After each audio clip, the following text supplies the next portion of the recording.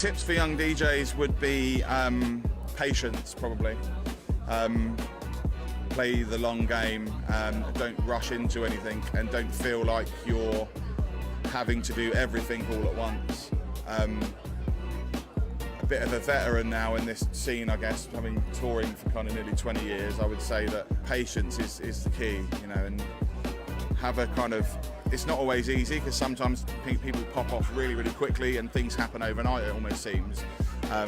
But just try and ride that wave consistently rather than too many spikes, because, you know, gradually walking up a hill is a lot more successful than, you know, jumping straight to the top and then falling back down the other side. You know? But they say, don't they, that anything that's an overnight success probably isn't an overnight success. It's been building up to that point, you know. But yeah, you've just got to be patient, which is hard because it feels like, especially with social media and people's attention spans, that everything is so reactive. Of if you don't catch people in 3-4 seconds, they're gone, you know. But yeah, I think overall patience is key with this, you know, this industry. I want y'all to think about something for a second. DJing is truly an act from God, right?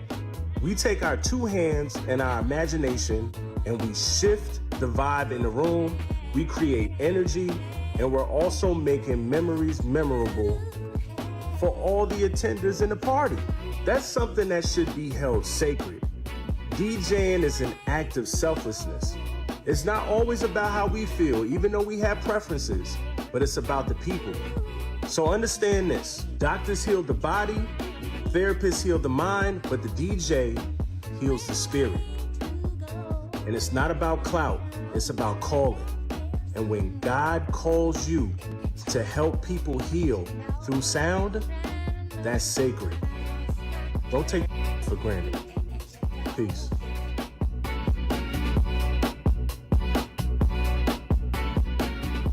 Creatives, you should stop making content. In fact, you should stop making art for your peers, that is. They're not your assignment, and they're not your audience. You should make art for the people who love your art. You ain't ready to put 5 years of grind into anything without making a quarter. Right. Don't even start. Sometimes it takes that long to get over the hump. They're not ready.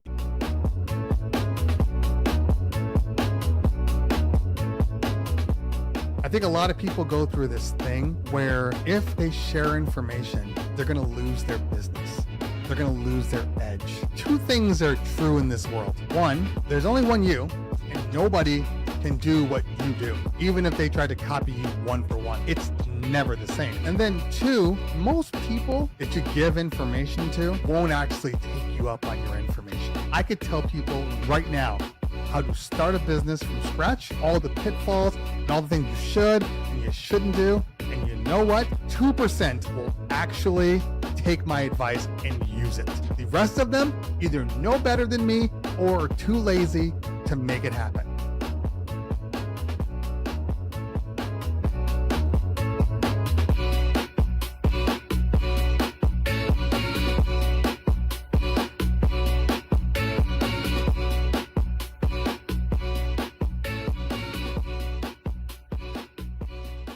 Before it's time to spin, you've got to first cue it up. I'm probably in your area too. Everybody who owns a laptop, they're a DJ. Everybody who owns a DSL camera, they're a photographer. And what I'll do is put up blurbs so therefore you can see what I'm thinking about and why I chose that song. You can see the reaction of the kids. So you can kind of like get an idea of how to use it and what to expect. Why do you want to charge for something that you have the knowledge of and these other DJs don't have the knowledge of? Share your knowledge, you know? Right. But DJing is a lot of fun. It's a lot of work, but it is a lot of fun too, you know? I'm DJ Mikey Mike. I cover central, northeastern Pennsylvania, southeastern Pennsylvania, parts of New Jersey, parts of New York State. And I'm Dwayne Dixon, the Hitman D-Dub from Cleveland, Ohio. And it's time to cue it up.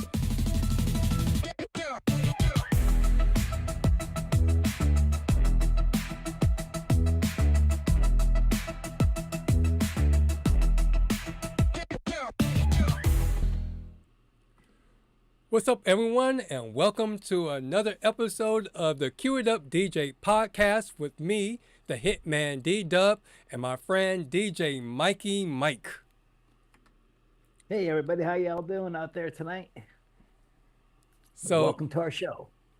So our podcast is a podcast for DJs of all skill levels to come to connect, learn, and grow. From pro tips to real talk, we're here to support and celebrate the DJ community.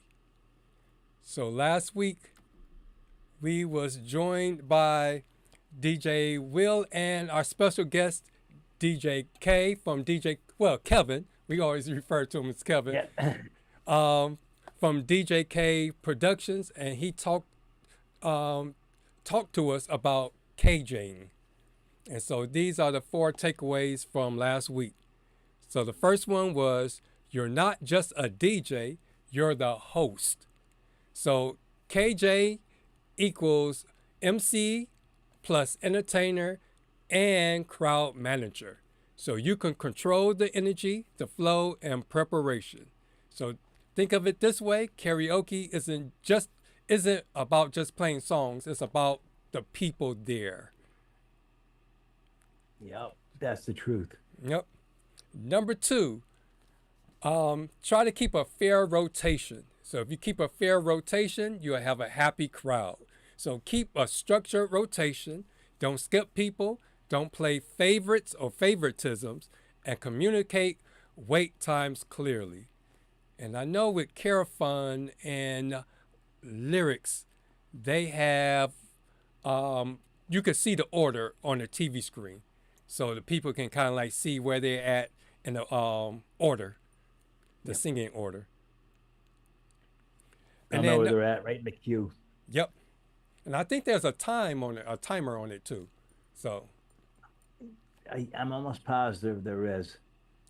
Okay, and then number 3, your mic skills is greater than your technical skills. So if you're a DJ, you try to have the mixing skills down adequately. I don't want to say perfect or high level, but adequately. But with KJing, you're not mixing songs. You're playing the backing tracks for each singer. So your job is to have a personality and a mic presence. Mm-hmm. So you need to hype up the singers, encourage side people to sing, and keep the momentum between songs. And then our last takeaway was, create an experience, not just a playlist. So this is what separates the average KJ from the higher up KJs. They give regular nicknames to their regular guests that sings all the time. They run contests and they have themes. They interact with the crowd and they make people feel like stars. So people come back for how you made them feel, not just what they sang. Yes. And then the other one that's not on here, that's pretty much important to being a KJ and a DJ, is be adaptable. So that means with tech, the venue or crowd. So make sure you can handle feedback issues, work with different setups, adjust to the crowd size and energy, and know your tools, be it your virtual DJ, your songbook apps, and how you take requests and have people sign up to sing. I'll tell you one thing with being a KJ as opposed to a DJ.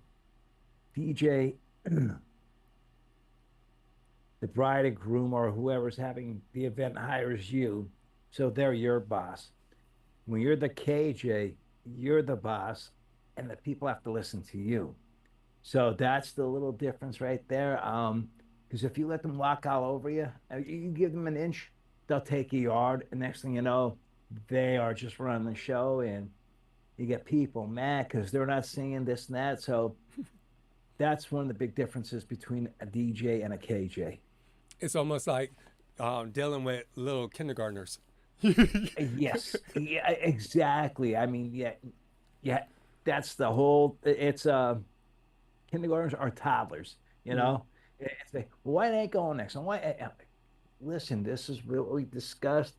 First person, Goes down to the last person. The last person starts the second round as the first person. And it goes back in reverse order.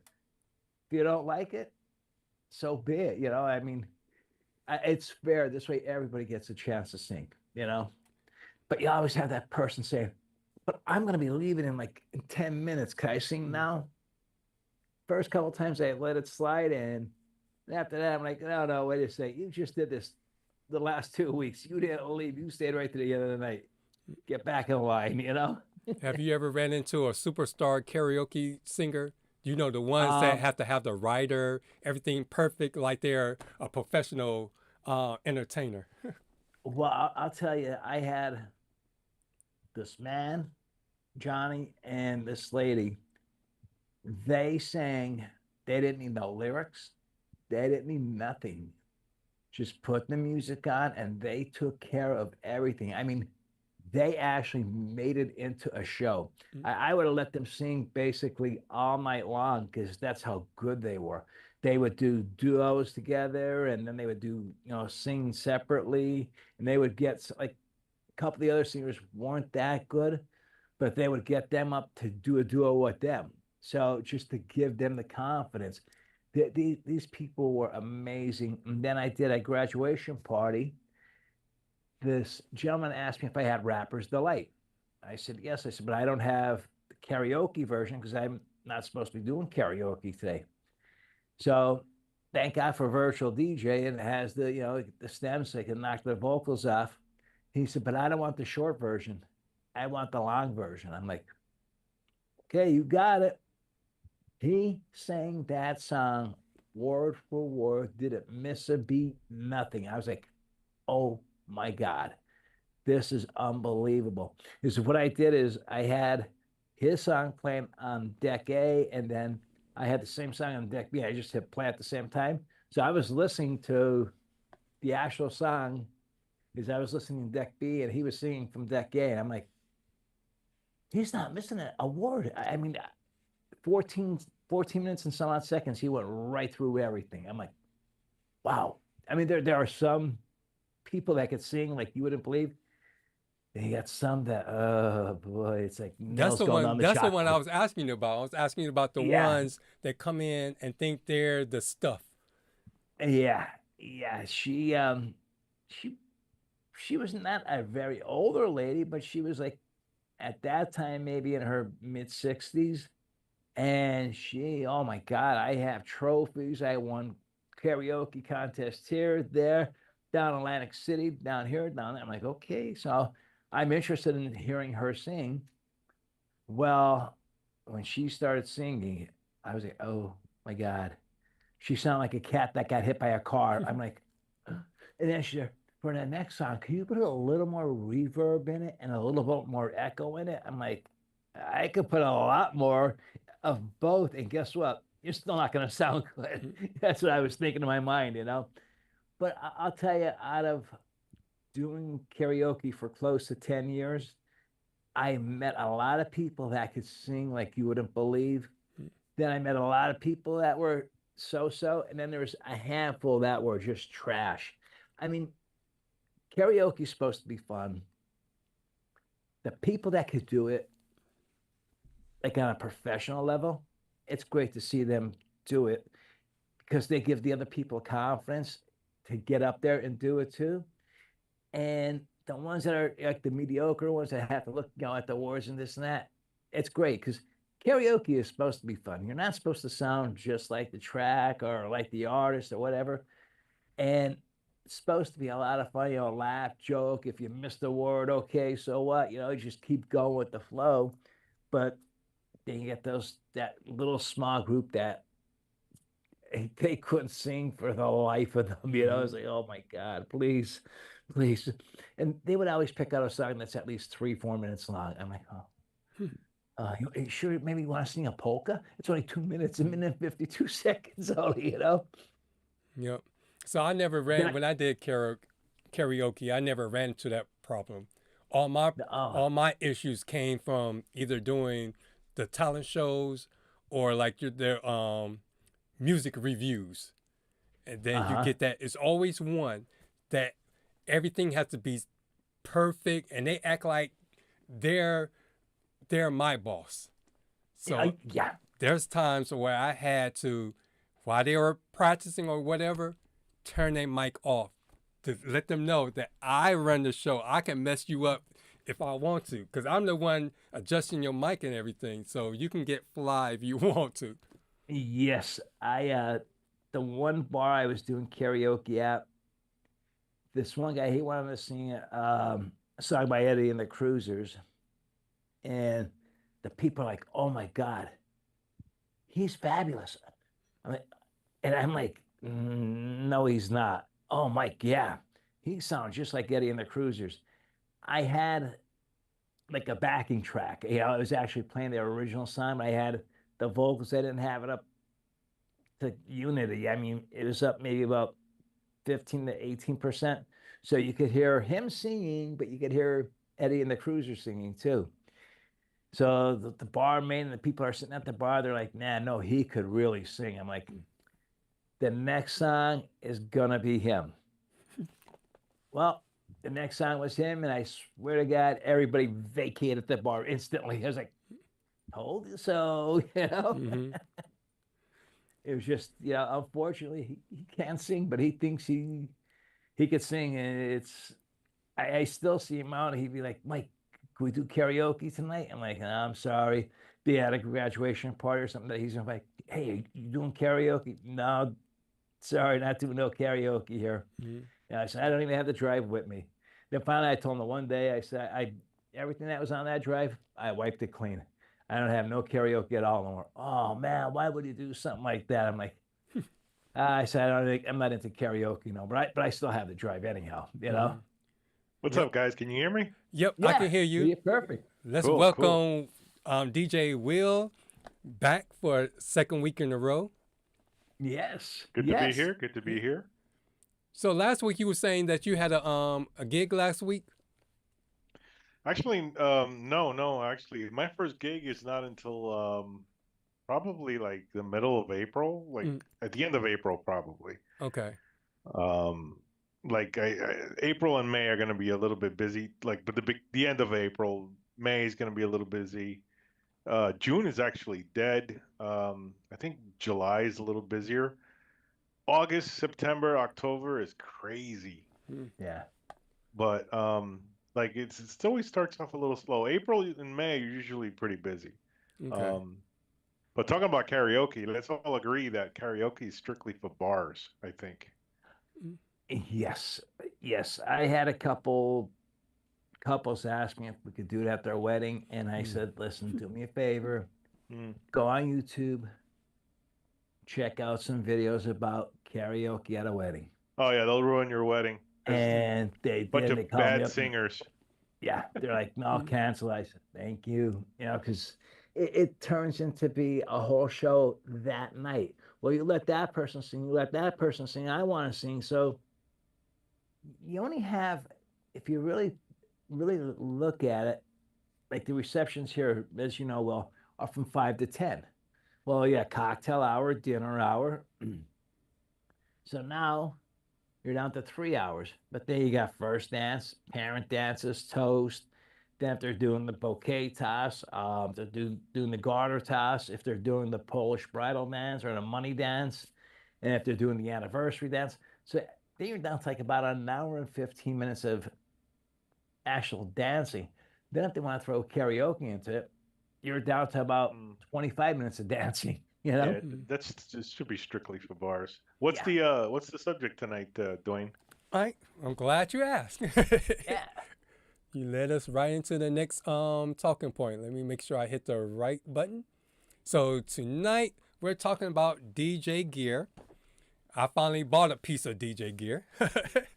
And then so we're going to talk about that from 9 to 10. And then when the Start to Spin crew comes in, when we get that rush of people in the chat, then we're going to go back to the wheel. I've just pulled up a whole bunch of questions and comments that I saw in different Facebook DJ groups that I thought would be interesting. I wanted to see what you all thought about it. So we do that in the second hour. So it's all about the new gear that we bought. So I can start with mine. Let me make sure I hit the right button. Boom. Yep. So back in February, I was asked to play the song for the Black History program, Trumpet, on Trumpet Glory. And that's Mikey Mike's. Here's mine. And I couldn't play. I thought it was going to be the easy beginner kind of trumpet music. That thing, I'm like, that's some kind of advanced stuff. I'm like, you just started with your students. I'm like, there's no way they'll be able to play that, let alone me, because they had a whole bunch of high notes and then fast notes. And I was like, I couldn't do that. So I decided to just bring my keyboard. And I have one of those Chord Tactiles. I think it's a Tactile 64. It's where I can plug the keyboard in and power it through USB. So my thinking was, since I don't have to be super loud, I just need to be loud enough to be heard. I was hoping to use my Sony party box, because on the back of the party box, it has a USB charger. I was thinking maybe I can just bring the small keyboard and plug that into my speaker and then run the line from my headphone jack into the back of the party speaker. And it worked. And I forget how I had it set up. It worked, but it wasn't loud. And to me, to get it loud, I had to change chords or something. I forget exactly what I did. But then I got this terrible hum, like the zzz. It's like, I thought maybe it was the line or something. Or I thought maybe it was even me plugging the keyboard into the USB of the speaker. But it wasn't that. It was like, I don't know if it was a combination of the USB output, but every time I plugged in my cord to go into the speaker, it was some kind of weird loop that caused a major hum.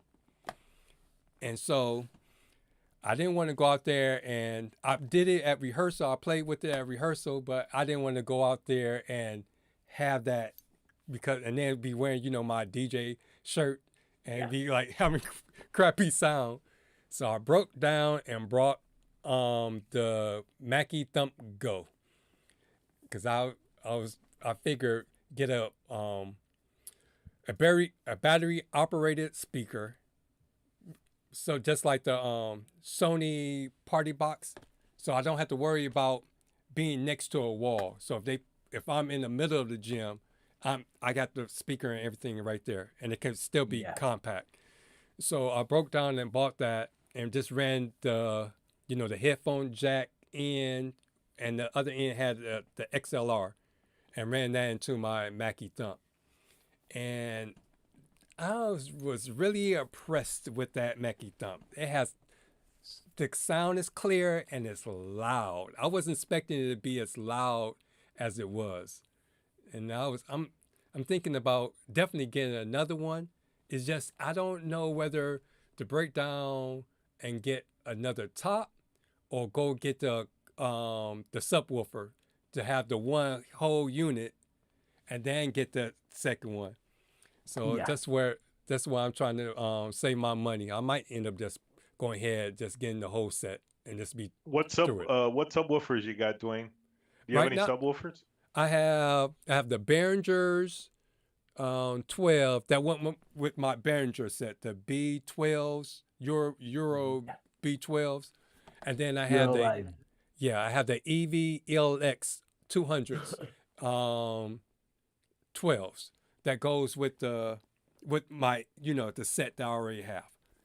So I would get another Mackie to go, and then you have the set, and then you could use it with one sub if you have to. So that makes a nice little set there. I mean, if you want to carry like large tops, just bring those two, and then throw a 12-inch subwoofer in the front, and you're good. I'll tell you, those EV subs are amazing. You have the app on your phone, you can adjust it. I mean, it's come a long way since I started DJing, Yeah. Even the Mackie has it's not as detailed as the EVs. It's simple, but I like it because just like I've been using it with my drum students, and I used it at our recital. So I sat in the back room, and I was able to Bluetooth the girl's song that she played to the speaker, but then I was also able to adjust the speaker from the back of the room. So it has a little app that goes with it, so I like it too. Cool. Do And they then have stereo link? Huh? I was Do they going have just what I was stereo going to link? say. I didn't know it had one of those stereo links. It's not like the link on my Harbingers. The Harbinger stereo link, you still have to run a cord from one speaker, have it set as the master, and then the other one is a slave.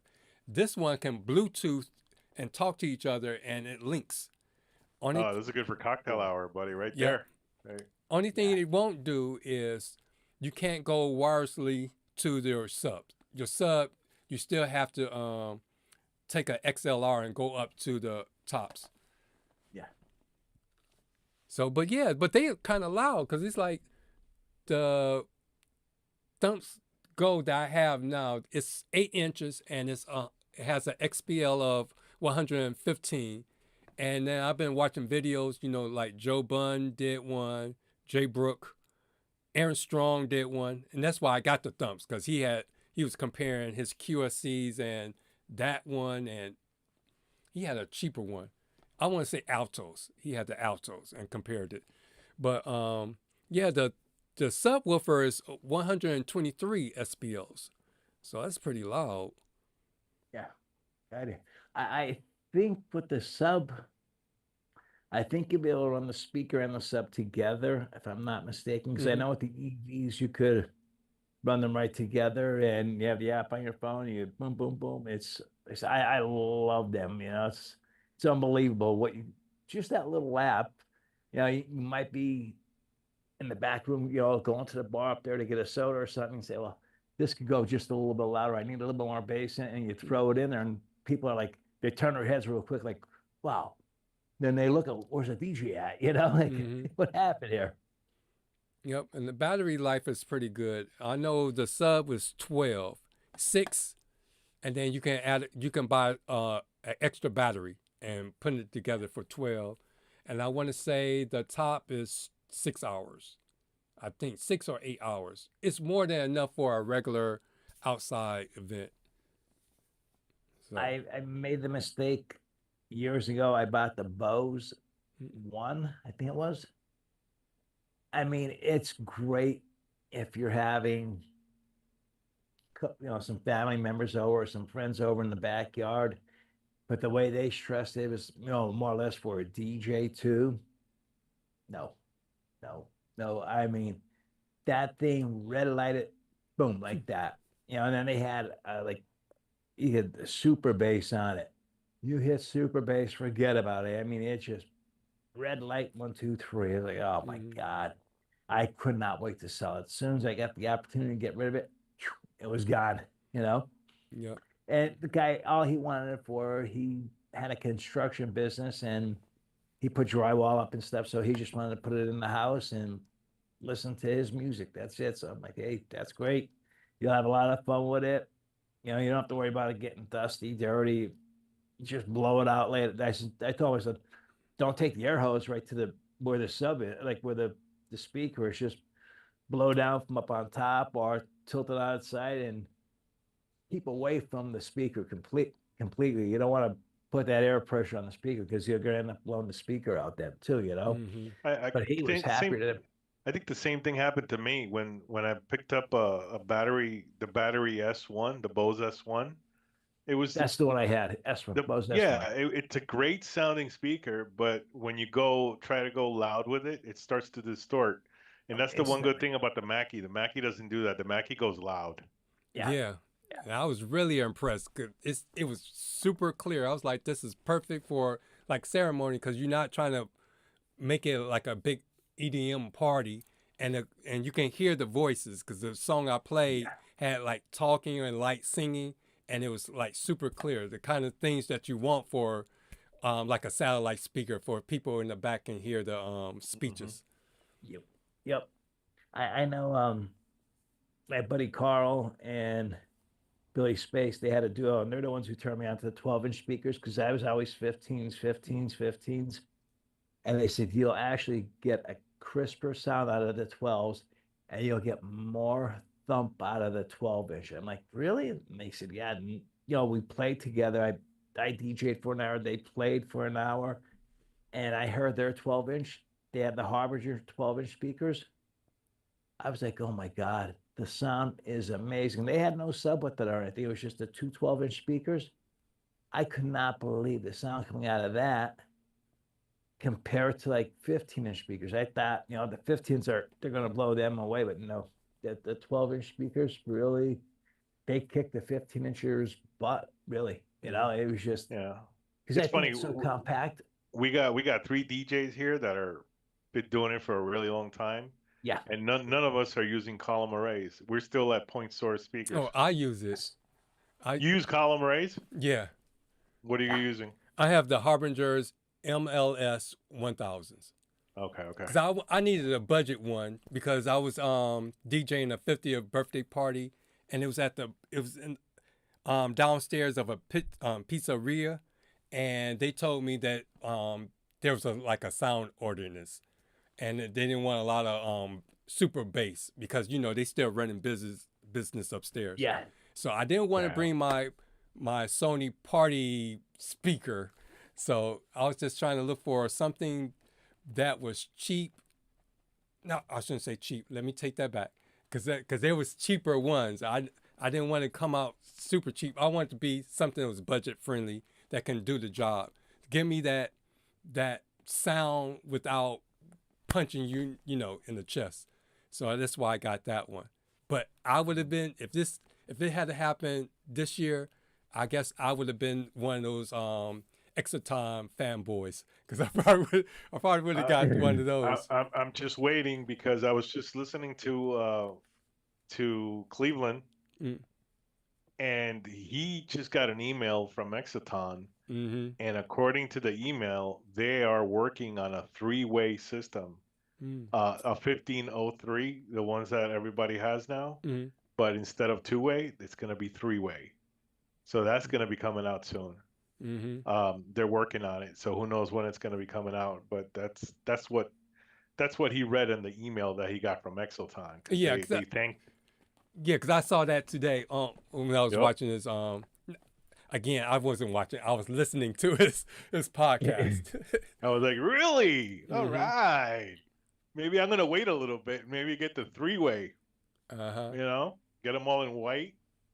I'll tell you, all these big time DJs like Joe Bunn and all those other guys that are out there, Rick Webb, my buddy from New Jersey, they're just trashing on the Excitons and that, you know, they're garbage, they're this, they're that,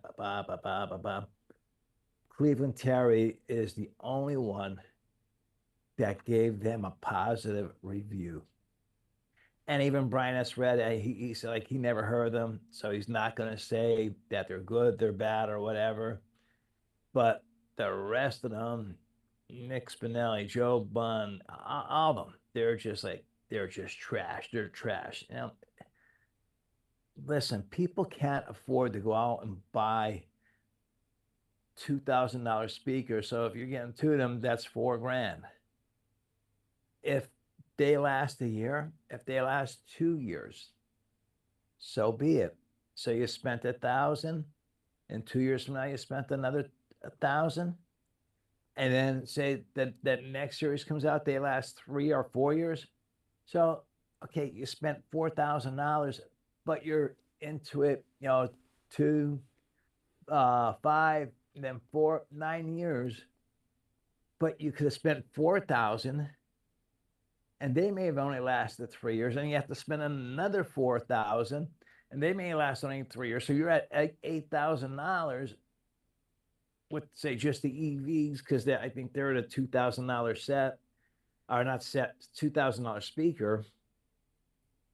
I mean, I have nothing against EVs. I have EVs myself. I love them, but I think the column arrays are just too overpriced. You know, they know that people want them, and they're just jacking the price up on them. And, you know, like Rick Webb is short, he had, like, he went like this, and the speakers were there, and he's like, "Oh, turn it on." And he's like, "Oh man, that killed my ear." Honestly, I think Rick is maybe about 5'9". That's given an inch or two, and that speaker was right here, right in his ear. If I ever had my speakers, my QSCs at that height, I would blow the people's heads off. You know, my speakers, the bottom of my speaker goes to the top of my head, and I'm 6'3". That's how high I have my speakers up off the ground. I don't want to blast nobody's eardrums out. I don't care what speaker system you have. If you have it at ear level, you're going to inflict pain. And the story, you know, it's just like you shoot a rifle, that gun is here, and it's boom. You're like, you hear ringing in your ear for a half hour. Same thing. If you have a speaker right here and you happen to walk in front of it, boom, and you know, your ear's going to ring. I just, then he snapped his fingers again. He said, "We're shipping them back to Amazon." I'm like, unbelievable. You know what it is, Mike? It's that these expensive speakers, column arrays that are $2,000, they have DSPs in them that are much better than the Exoton. So when they come from the factory, they're pre-programmed perfectly for sound. Yes. The Exotons, you're gonna have to do a little work on them just to get the sound right. Yeah. I mean, if you take them out of the box, you plug them in, and you keep everything at unity, and you have a decent mixer, you know, besides your controller, you're going to make them sound very, very good. Believe me, there's no ifs, ands, buts about it.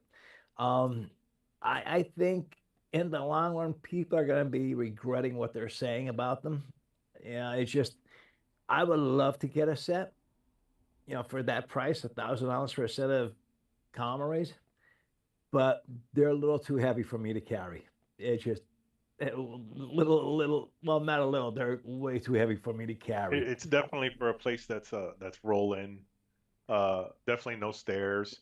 Yes. And if I could give some advice to the guys that are picking them up, when you first get them, bring with you a pair of 12s or a pair of backup speakers.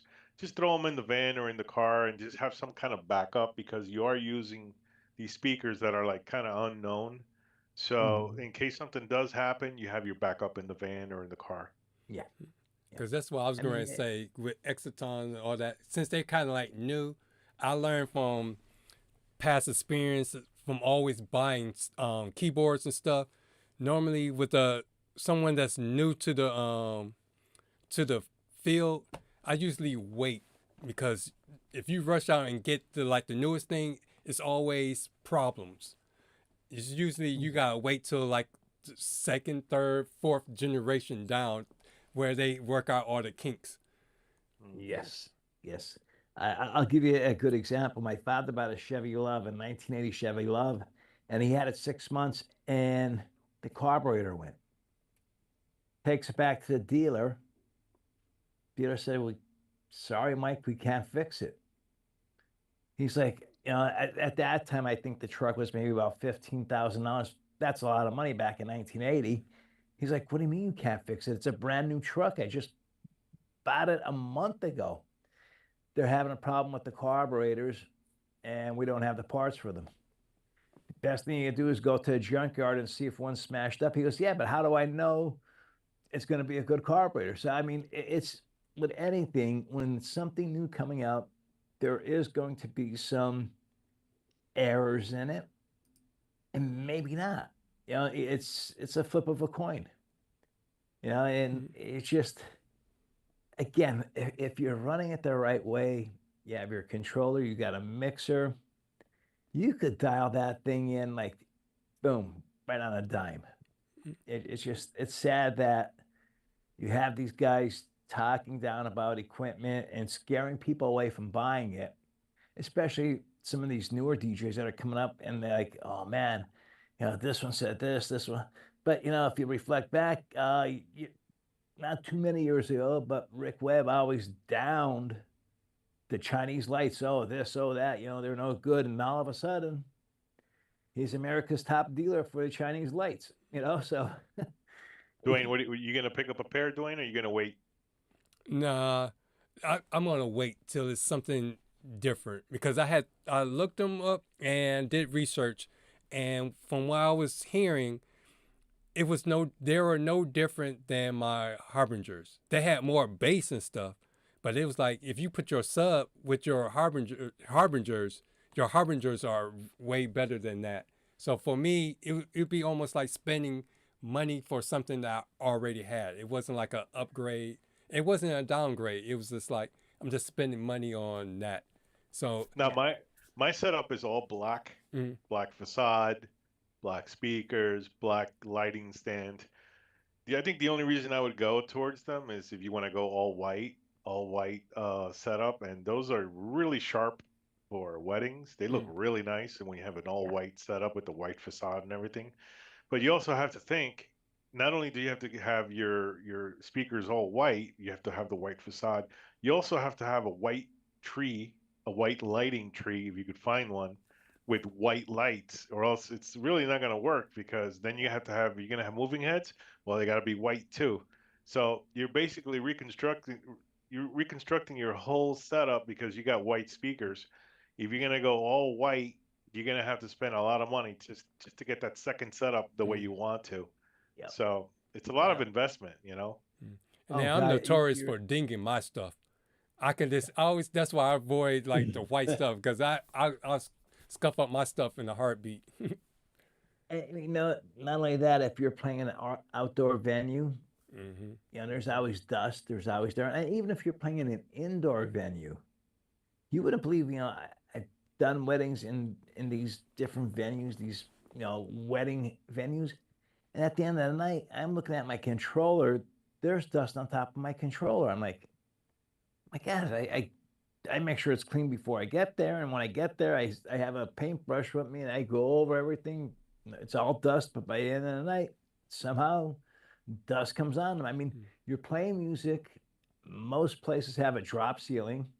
Well, you get the vibration, you get the vibes going up hitting that drop ceiling. So little dust particles are coming down on top of your controller, on top of your mixer. You have white speakers. That eventually is going to build up. And if you don't blow it off, and then all of a sudden one day you decide to wipe it off, you're going to have a dirty streak. And then, you know, you're like, oh my God, the ceremony or the wedding's going to go on in like 15 minutes. You run to the bathroom to get some wet cloth to wipe it off. And you're just praying it comes off then, you know? Yep. And then one more thing about the Mackie Thumps. I didn't think about it until I saw Aaron Strong's video, but the Mackie Thumps, it's constructed backwards. You know how what is it? The tweeter on top, and then like the woofer on the bottom. But the way that they have it, and because it has a battery, they have to flip it. So your woofer part is on top, and your tweeters is on the bottom. So they're saying, I didn't know that. Yeah. So they were saying you have to really make sure you put it up, because other than that, just like what Mike was saying, since the tweeter's at the bottom, it's going to be hitting everybody right there. So you got to be conscious to make sure you raise it a little bit higher. Yeah. And Brian just did a video on the Mackie Thump today, and it was quite interesting because he's like, I'm not a Mackie person, but he said, I will have to say these do sound great, you know? So I'm not a Mackie person too, but I've heard other Mackie, what do you call it, speakers in the past, and they sounded amazing. I was like, holy God, you know, like, and again, people say, well, they're entry level. I can't stand that term, entry level. It's professional DJ equipment. It may not be the most expensive, but it's still professional DJ equipment. Don't give me this entry level. It's still a professional piece of equipment. End the story. It's not to me saying it's entry level, because it's still anybody that get those speakers can still make it sound like crap. So if you don't know what you're doing, it doesn't matter how many years you've been DJing, it's still going to sound like crap. Exactly. I mean, you can buy the best setup going, and just because you're going to hit play doesn't mean it's going to sound excellent. You know, it's just you have to know what you're doing. And the story, it's like give him a mechanic, give him a set of wrenches, and say, "Here, go at it, go fix that car." They'd be like, "Okay, what wrench do I use?" You know, like, do I use metric? Do I use standard? What, you know? It's just, again, this concept of these DJs that are spending big amounts of cash to buy these super setups and super speakers, and they always downplay, I'm gonna say us guys, because we can't afford that type of equipment. And even if I could afford that type of equipment, would I invest in it? No, because the clients that are in my area can't afford to pay for a wedding at that price. So I got to look at my investment and my clientele. Yes, there are a lot of rich people here in the Wilkes-Barre, Wyoming Valley area, but they don't want to spend the money. They want it the cheapest they could get it at. They get the person that's just an average person. You tell them $2,500 for a wedding, no problem. You tell a person that has the money, well, how about if we do this? And no. Here's my price. End the story. I don't want to. This ain't no five a dime. This ain't no car dealership that you're gonna knock a couple $100 off if I don't do this, or knock a couple $100 off if you don't bring this. No, this is my price. End the story. You know. So it's like, it's unreal how people are. But that, it's just, I don't know. It gets me. It just gets me when they say entry level. This is entry level. No, it's not entry level. It's still a professional piece of gear. Well, I just picked up an entry level microphone on Temu. Right. Okay. I was looking for one of those old looking vintage looking microphones, like they used in the 20s and the 30s. Oh, something like DJ Elvis. the Moose has that he has right in front of him. Yeah, like those. Yeah, you know, since I'm always like emceeing from behind the DJ booth, I'm like, let me throw one of those on the microphone stand, see how they sound. It's gonna get here like tomorrow or the next day or something. So I think it was like $20 or something like that. We'll see. Okay. Well, I mean, they're nice microphones, and I heard a couple of them, and they sounded great. But the way he has his position, he has it on a boom arm, and it hangs right here, right in front of him, and it's like, oh, that's cool. Oh yeah, it's like a split of them, you know. Cool. You don't see his face. All you see is a microphone. Well, no, you see In the left corner, weighing 325. and then you can't hear him because he has his background music up so high, you know. You know, this year I want to see if I can start bringing more cameras with me and recording more gig logs. You know, maybe throw a camera behind me that does a little bit more of a wide angle and takes the whole floor and stuff. You know, I have to like, you know, we have to put ourselves out there, and the only way to do it is through social media. Yeah. Unfortunately, this past year, I want to say 85 to 90% of my couples, the weddings that I did, they asked me not to post anything on social media. Like, I'm not going to post that much. So it'd be a good idea to throw it in your contract and to say some of the footage might be used for social media. Well, that's what I have. I said, you know, there's the one paragraph is, you know, would you allow DJ Mikey Mike to use some videos or take some videos and some pictures to use for social media for, you know, basically for references for myself? And no, you know, and again, I gotta respect their wishes. I want the wedding. If I say, well, I'm going to do it anyhow, guess what? They're going to just move on to the next DJ. That's it. Yeah. Dwayne, when you recorded your gig log, that one gig that you did, and you did intros and everything, you did that off your phone, or was that like a different camera? I had the Insta 360 camera. Okay. Yep. So that's why I had to start using, because it has a long battery life, and then it, of course, records 360. So I just pretty much set it up, leave it. If I think about it, I might have a tripod, put it on a tripod, because then I set it to time lapse, and then I show myself set up my equipment and all that, so I'm not burning up a lot of disk space. But then once open dances start and all that, I have like a little magnet like holder that, and I screw the camera on top, and because I have that Rockville booth, metal booth, I just plop it right there and then just let it run. It's just, I have so much video that it's just a pain in the butt to go back to try to edit it down. So I try to keep mental notes of what happens throughout the night so I can just jump to that. Mike's got to try that camera that he's using out in the field and see how it does on low lighting. Because right now it's super clear right now. Oh yeah, this is the Hollyland. Yeah. I have the DJI, and that is amazing too. This is actually 4K too. I mean, I was surprised that this little camera for a computer is doing so great. The only thing is my Mac did an update and the software now for Hollyland isn't working. So I'm just going straight through Zoom now. And I asked Dwayne, I said, Dwayne, please tell me if I'm in the middle. If I'm not, because I can't see nothing. And he's like, no, you're good here. I'm like, okay, thanks, man. I just got a Logic Cam from like 1985 and it works. It's decent, whatever. But I have a couple of like those cams that what do you call them? Sports cams. What do you call them? Yeah. Well, I have like one, and I have an extra phone that I don't use, so I might bring that with me and just put that in front of like the DJ booth and record my intros and stuff, because I never have my intros. Because first of all, I don't like to see myself on camera. I just don't like it, unfortunately.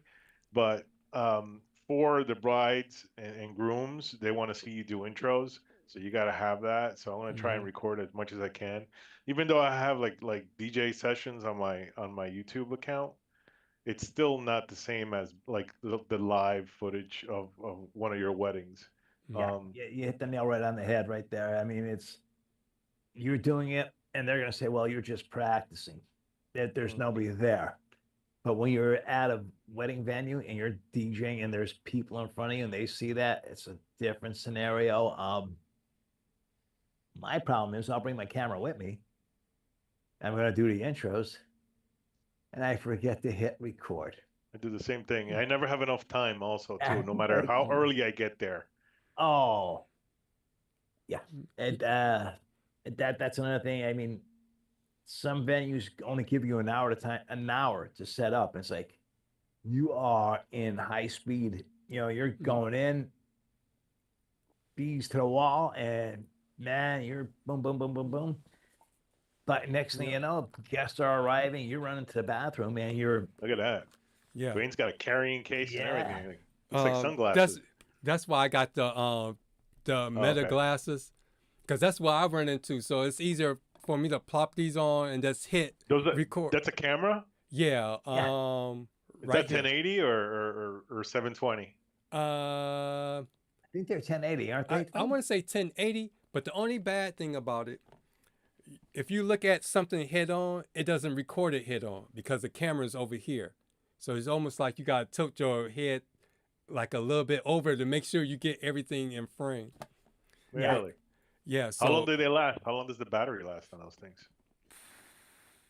I don't know that, because I never run out, because it only allows you to do 3 minutes at a time anyway. Oh, okay. But what's cool about the case is, see, I can keep this case plugged in and charged. But if it's not on a charger, I can plug when I plop these back into the case automatically charges the battery. Charges the glasses. So I think that's going to be my initiative this year. Get as much footage as I can. Yeah, because even if I don't like it seeing myself, I'm going to have to do it. I'm going to have to force myself. Yeah, because a client asked me this week.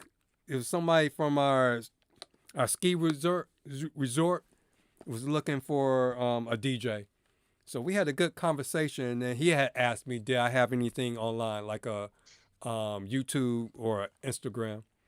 So I went in and grabbed a bunch of different videos that showed me mixing, and try to hit the ones that where the music fits more of what they were asking for. I didn't want to show them my ghetto ratchet videos or have him digging through all my stuff trying to get to what he wanted.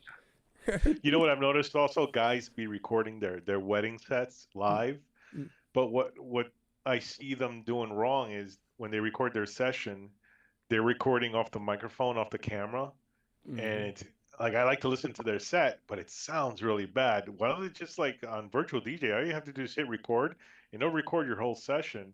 Or do you have to bring in like one of those like Tascam like MP3 multiple like the recorder system that you hook up to anything and it records into MP3 or whatever? Yeah, you plug it right into your controller. Right into the mixing or your board, right? Yes. Yeah, because the only thing that it'll record when you hit record on virtual DJ, it'll record your session, but it won't record your microphone. So then for the microphone, you got to rely on the camera, and then for the music, you got to rely on your recording on your laptop. Yeah. Yep. Or else it's gonna sound like poop. You know, it really is. You know, you brought that up, right? Well, and Dwayne, I've done so many weddings, and the last, I want to say like 10 weddings, not the last 10, but in the last 2 years, about 10 weddings. What's that? Oh, it's a That's reloop. a tape. Oh, it's a reloop. Okay. It's made like a tape, but this one I go my booth out, so therefore I get my everything that comes through my controller will come out, and I just record it on here. So there's Really? yeah, or you can use like I have one of those little mini MP3 players that can record audio. So I just I just use one of those. What is it?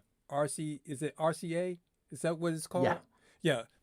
The dual RCAs that goes out into the headphone jack in, and just plug it into there, and that can also get your audio. But these couples, they hire a videographer, and not the last wedding. It was a wedding. Let's see, about 3 weddings before the last wedding. This videographer was there from morning, watching the bride getting ready, videotaping. I mean, they don't use a camcorder or nothing no more. They're just using their DSLR camera, which has the flip screen. And I mean, he recorded everything from like 6:30 in the morning till 10 after 10 at night. I mean, I don't know how many SD cards he went through. And then she got all excited because she got her video back, and she called me up. She goes, "Mike, I'm going to post it online. You got to check it out." I said, "Okay, no problem." So see this video come online on Facebook. 6 minutes and 7 seconds. So I call her up. I said, I guess you Facebook didn't let you upload everything. No, that's the whole video. I'm like, that's the whole video. She goes, "Yeah, you got to watch it." I'm like, okay. I mean, he must have recorded, from 6:30 in the morning to 10 o'clock at night. That's 6 to 6 is 6:30. That's 12 hours. Another 16 hours worth of video. Once he got done editing, it was all down to 6 minutes and 7 seconds. I'm like, so I did watch it. It was interesting. Showed her getting ready real quick. Showed the groom and the groomsmen getting ready. Next thing you know, it's the ceremony, like a minute of the ceremony. People outside the venue because it was a barn wedding. Then next thing you know, the only time you heard audio is the introductions. That was it. And then the rest was just some backing track that he put on. And then it was like their first dance, maybe 30 seconds. Parent dances, 10 seconds each. Toast. Okay, you could hear the maid of honor and the best man and the matron of honor give their toast.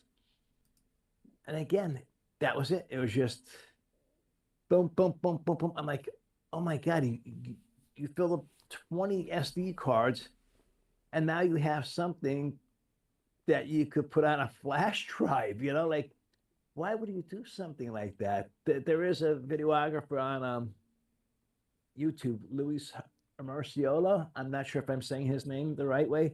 He does weddings, but he records it from the beginning to the end, and he does editing to it, but he gives them a 2 hour movie or a 2.5 hour movie.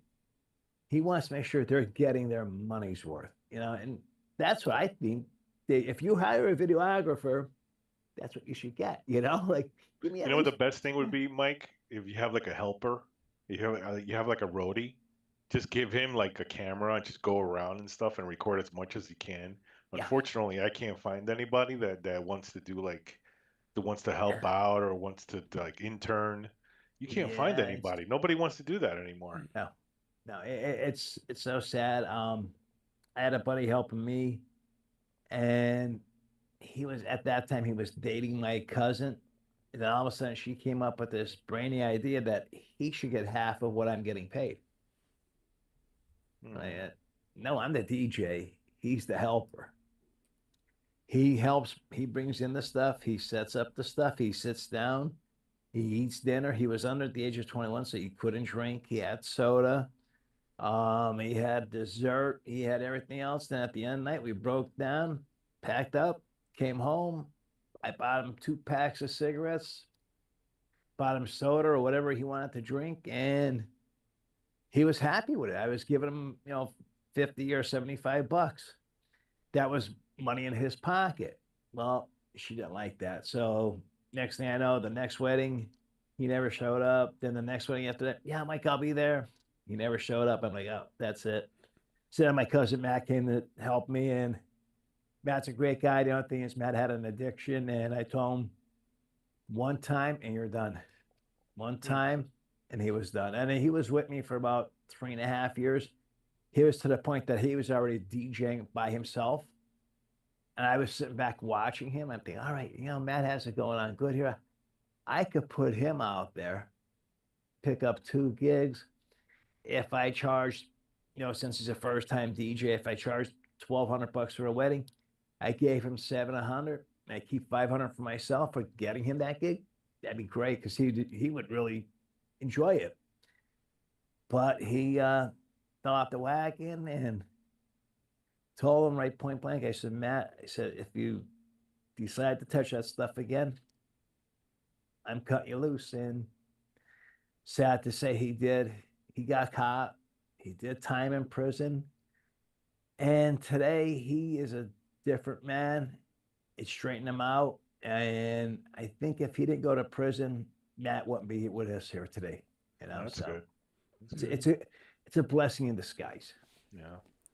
I have a question. Can you use your phone to record a whole wedding output from the mixer? Honestly, all you gotta do is pick up the. Is there like a one of those iRig? Like iRig. Yeah. Okay. But I watched Solstice's video before. I mean, it's amazing. His light show's unreal with those laser lights.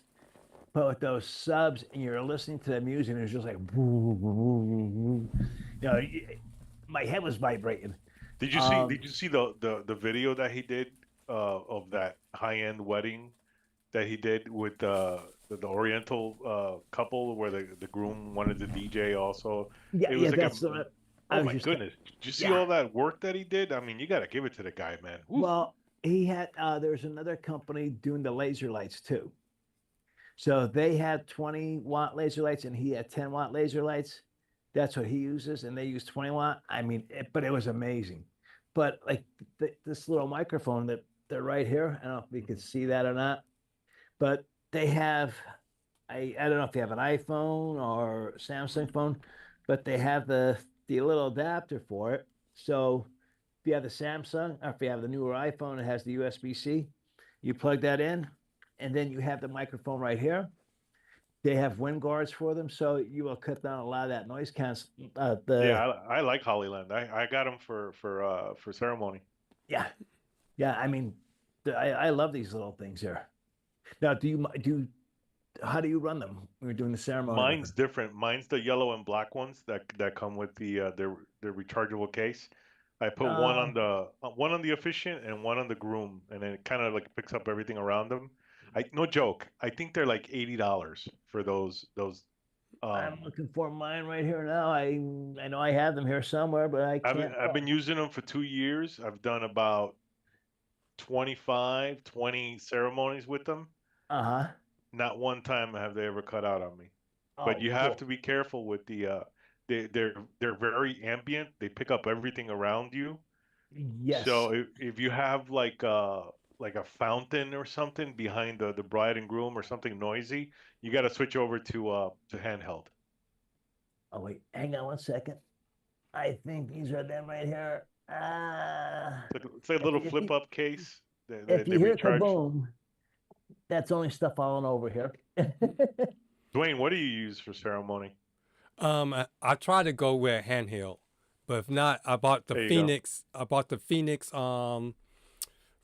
I think it's the 700 version. It's the one that came with 2 handhelds and 2 lapels, and then 2 of the headphone things. The headsets. Yep. Yeah.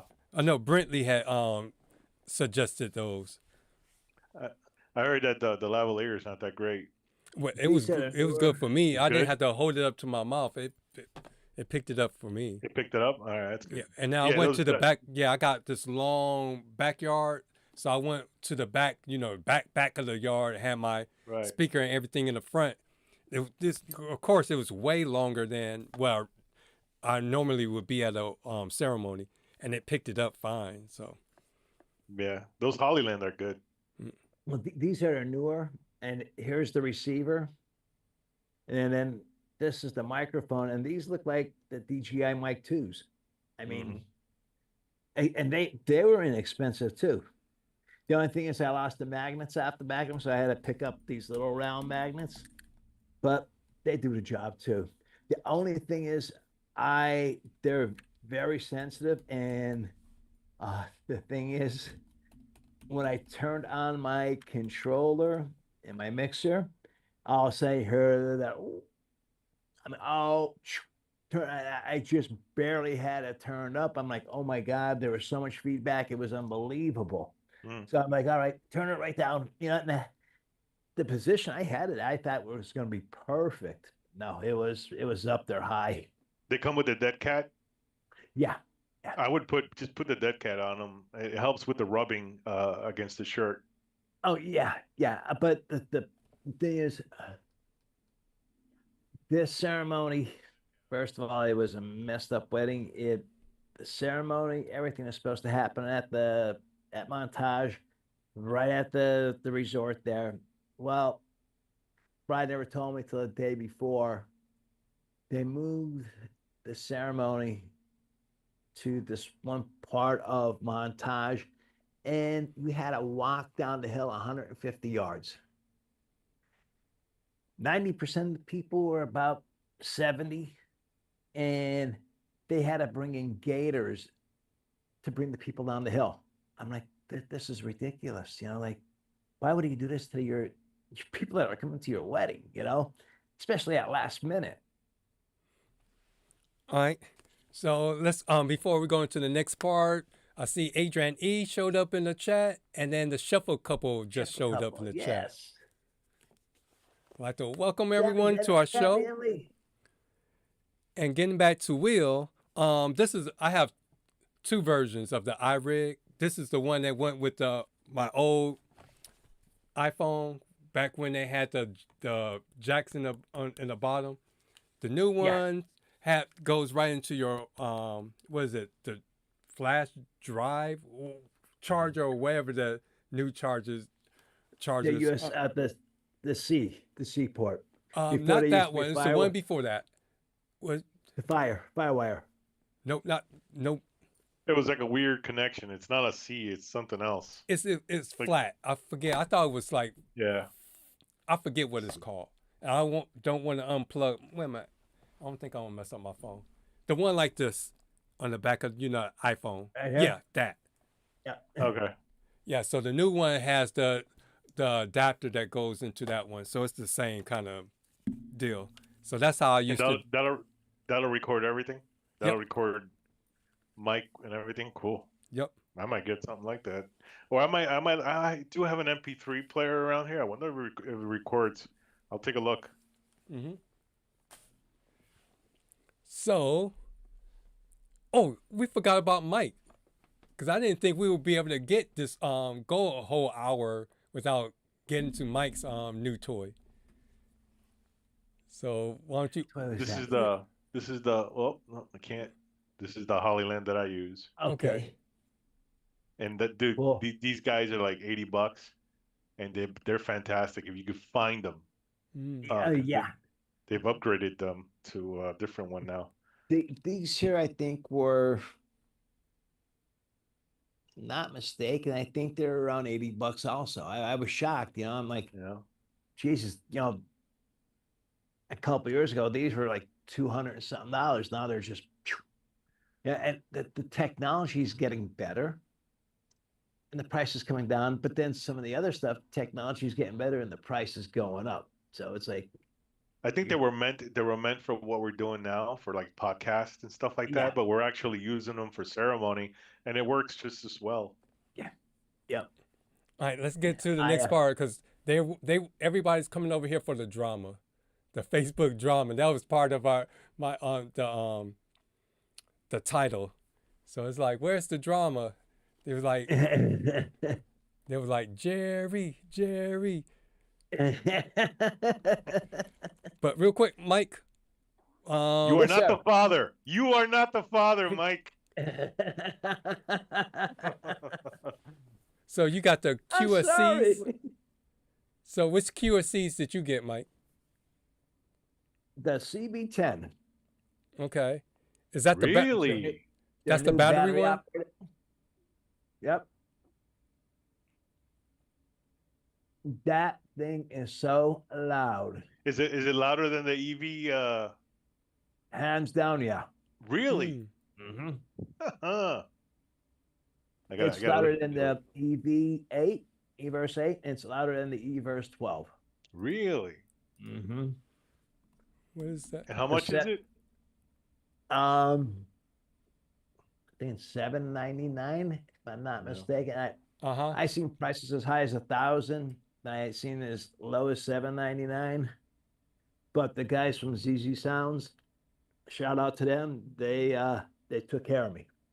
Really took care of me. So if anybody's looking for DJ equipment, Mike's a QS guy. Mike is a QSC guy. Oh no, I'm EV too. I have EV and QSC. But if anybody's looking for DJ equipment, definitely check out ZZ Sounds. They have pay as you play. There's no interest on it. Their payments are very reasonable. And you have a 12-month. If you go with more, you go up to 18 months or you go up to 24 months. But the thing is nice, no interest. No interest at all, which is great. Cool. And then not only that, there's no credit check. So you could be a guy that's really struggling as a DJ and maybe went belly up at one point in time because, times are hard. COVID hit us and you lost all your gigs. So boom, you went belly up and you sold off all your equipment. Now you want to get back into it. So you call these guys up and they're great. Great to work for. Great ZZ Sounds. It's Mike. Yeah, ZZ Sounds. Okay. Some say Zounds. They're up in New Jersey. Well, I order stuff today. If I order today by 4 o'clock, I'd have it on my porch tomorrow morning. Nice. You're closer yet that you would probably have it the same. Well, you'd probably have it earlier in the morning than I have it. All right, I'll keep them in mind. Yeah. Google them. I forget what part of New Jersey they're from. I think they're northern New Jersey. So you're gonna sell your eVerse? No. I may. I'm thinking of getting another QSC. So if I do, can you link those? Those are linkable? Oh yeah. Yeah. So the EVs, I think I can link the EV8 to the 12. Maybe the 12 if you want to purchase the 12. I may have that out there. That's a nice mini system. 2 QSCs and a little sub. I did a thing for the ARC last night, and I don't know if you know what the ARC is. It's people with Down syndrome, and they have me play 3 times a year, and then they have a Halloween party. but these people are so great to work with. They look at life totally different than the way we look at life. They are happy. They're smiling. And they come to these parties and they smile even more and they love the music. My buddy walked in because his daughter has Down syndrome. And he goes, Mike, how loud do you have that? I heard that all the way outside where I parked my truck.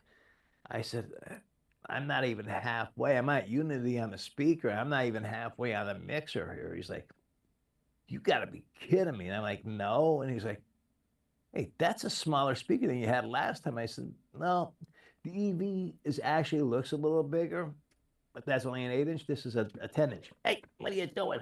Yeah, we got our mascot here with us, you know? Oh, it's Clementine. Does that mean, yeah, I was going to say, does that mean that it's time for us to get ready to end? Because that's the only time she comes.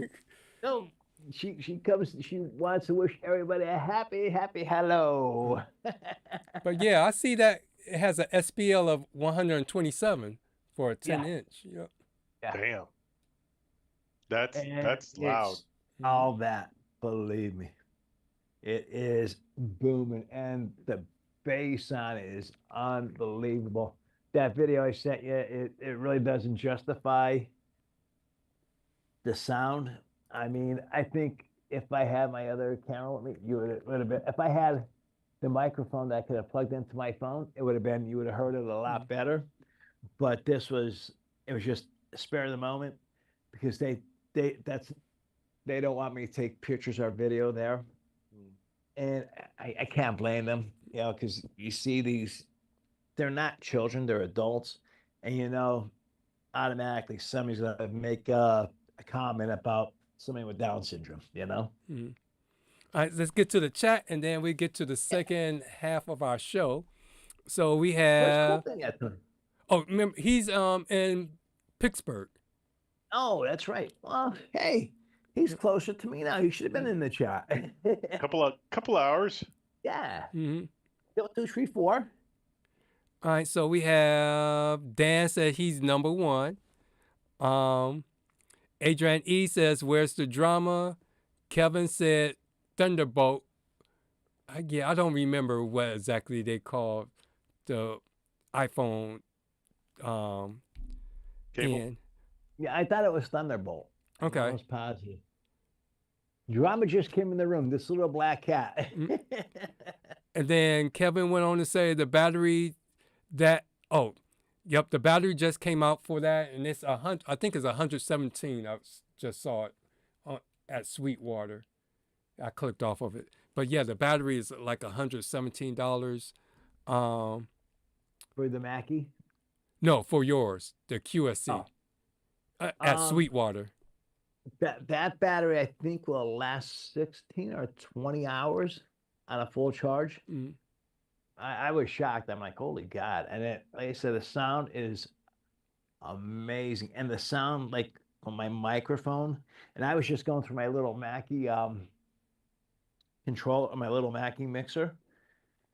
It was unbelievable. I'm like, oh my God, this is unbelievable. It shocked me. It really shocked the heck out of me.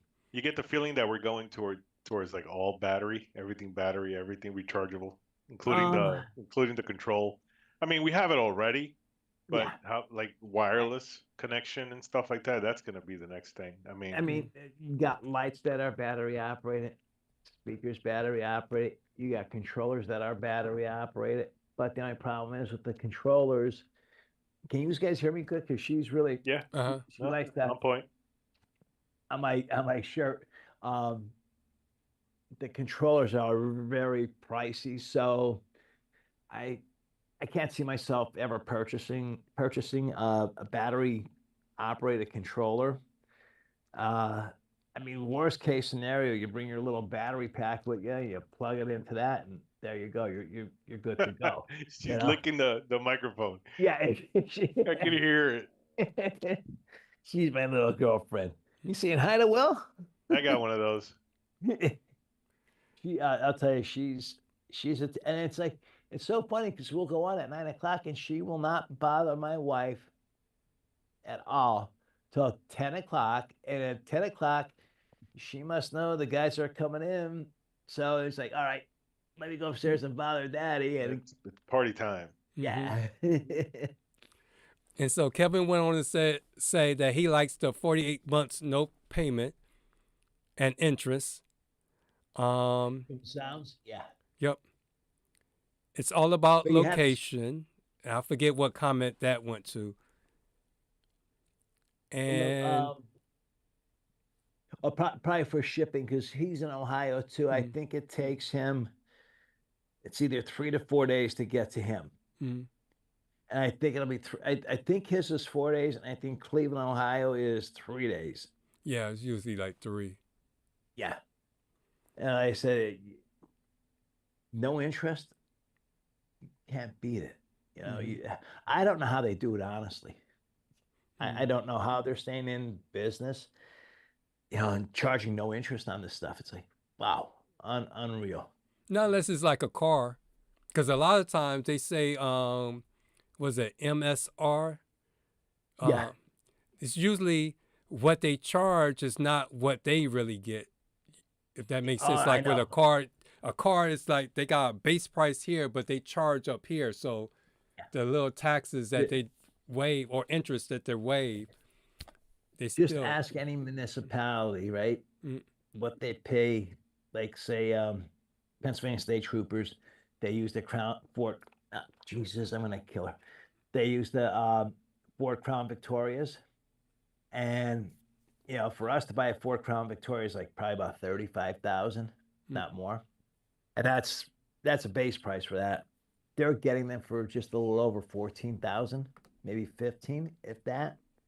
And that's, you know, that's fully loaded with everything. That's a super suspension on it, everything. You know, and it has the bigger motor, it has dual exhaust on it. It's better than what we could buy. Mm. And it's not even, it's, you know, they're not even paying half price from what we pay for it. You know, so I'll be right back. I mean, they're making their money, you know, because they're probably getting that speaker for geez, if they're charging 800, they're probably getting it for 500, so they're making $300 on it. But that's right, but he will. I think he said he'd be right back. Yep, he said he'll be right back. Okay. So we can go into our second half. It's not really drama, no, not any gossipy kind of drama. It's just one of these hot topics Buddy's not here. Huh?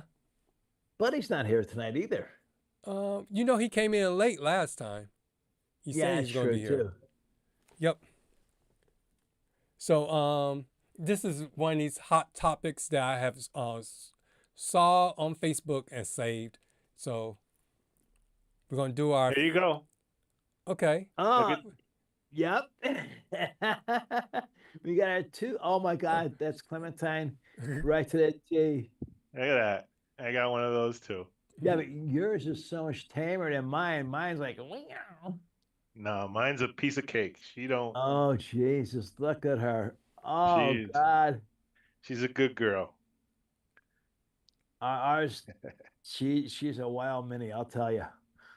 Oh, unbelievable. 3 o'clock in the morning, she gets her fits of rage, and she's waking up all the other cats, you know? I got two of these, Mike. I got the male and the female, all black. I have, the other one we have is all black, but she has a white bikini, right? And it's so cute. It's like if she rolls around on her back, I'll say, what are you doing? You sporting your white bikini, you know? But she was born up in the woods right by our house here. The mother abandoned them, and here it was, say the end of December, beginning of January, 6 years ago. They said if there's any animals outside, if you have any pets outside, bring them inside because it was going to be so cold that they would actually freeze to death. So I'm like, you know, I put a box out in the back porch. I put food in it. I put blankets in it. And she would go in it every once in a while. Then like something happened. She backed off. So I coerced her up on the porch with treaties. And then me and my daughter worked and we got her inside. But that poor cat, she was like shell shocked. She was bouncing up Honestly, she was jumping up off the ground 4.5 feet high, and she has little stubby legs about this big because she didn't have her right nutrition when she was young. And I call her Square Binks a lot. Her name is Binks, but I call her Square Binks a lot. She's just this one big fur ball. That's all she is, you know. All right, so let's get into the drama. Everybody's waiting for these questions. All right, I'll be back. Let me drop her. Okay.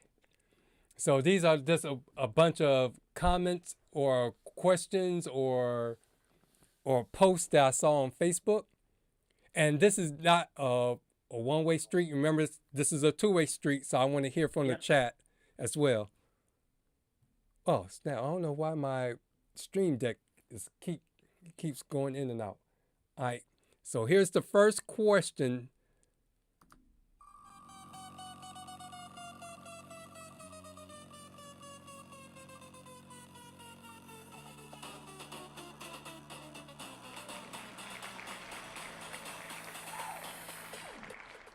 All right, we kind of like talked about this on Buddy's show. What is the purpose of a DJ's go-to playlist? So purpose. This is my get out of jail for free card. Because last year there was so many times I went to a gig, I talked to the client, I thought I had an idea of what kind of crowd was going to be at the gig, and it ended up being something totally different. So my go-to list could be anywhere from a gig I did, and I thought the playlist was really good, so I saved it. Or I've subscribed to Crate Hackers, so like they have a whole bunch of different crates that I have. So if I come to I don't do a lot of country. If I get to a event that asks for a lot of country, at least I have that to get me going. So that's my go-tos. Or when I do a last minute kids party, like at school, they're like, "Oh, Mr. Dixon, can you fill in for this to kill time?" I have my go-tos. I know I can go right there and do what I need to do. I have my floor fillers, right, which is like Cupid Shuffle, like Macarena. That's like if the photographer's leaving early, he says, "Mike, can you get them out there quick? Do a slow song, one from the 50s and one from today." Yeah, no problem. And then throw a couple of fast songs. Definitely. And they always ask, the photographer always asks for the Cupid Shuffle and Macarena. For some reason, that gets the women out there dancing and the men tail along with them. So that's my floor fillers. And then, like you said, you always have that oddball wedding that it's all country or it's maybe an EDM. So I have an EDM folder. Doing a kids event, I don't have it as like it's a folder on my hard drive, but you can't see it right out in the open on my virtual DJ. But all it is kids bop, from the first one down to the one that just was released recently. It's something that it's safe to play for any child, so that saves me right there. Yeah. And again, then I have my polkas folder that, because here in Pennsylvania they want to hear the polkas. I don't know. Unfortunately, all the time. And then Adrian E says his go-to list is when he says when we drink too much and forget the names of the songs. So he said he was just kidding about that part. He thinks he thinks a go-to playlist is when we are not familiar with a particular genre. Well, I'll give you, for instance, I got called to do that emergency wedding because supposedly that DJ got in an accident, and I asked the bride, I said, what do you want me to play? She goes, just regular wedding music. I'm like, okay. Well, her regular wedding music and her guest regular wedding music was all alternative. Oh, yeah. Yeah, so I had an alternative folder, but again, it wasn't exposed right out my side list there. I went to my hard drive. There's my alternative folder. Boom. That was it. I do have another one called My Gigs, and it has 50s, 60s, 70s, 70s classic rock, 70s dance rock, and then disco in it. And then I have also yacht rock in it. So I just open up that folder and I could cover basically cocktail hour, dinner hour, and I could start the the night off with some 50s or 70s or 60s, and then go with my half folder, my floor filler folder. So I'm good to go there. What's the question? It was like, what is the purpose of a go-to folder? Go-to crate. What's the purpose of a playlist? I mean, on Virtual DJ, I could create a playlist that I could have there all the time, and I think it's more for comfort. Mm-hmm. Because I'm getting old and I don't remember the names of the songs. Right. All right, here's number 2.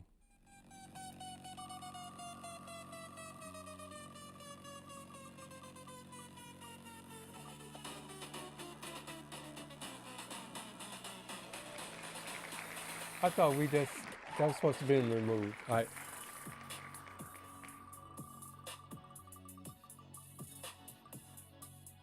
Spinner again.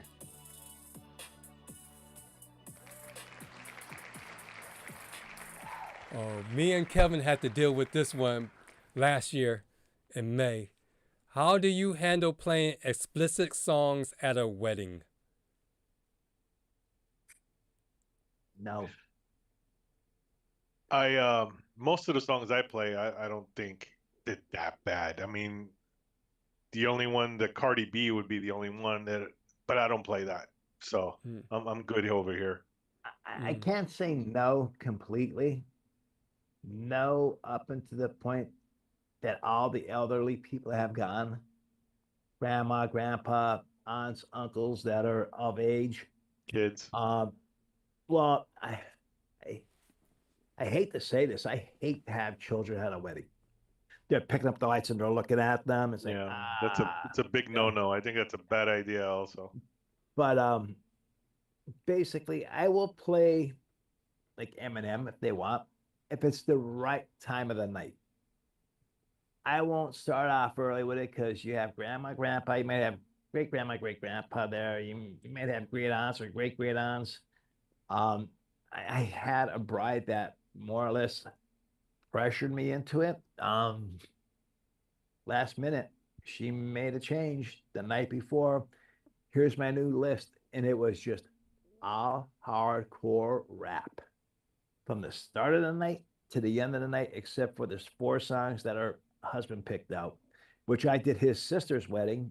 And his sister's wedding, she wanted everything disco, Cupid Shuffle, Love Shack.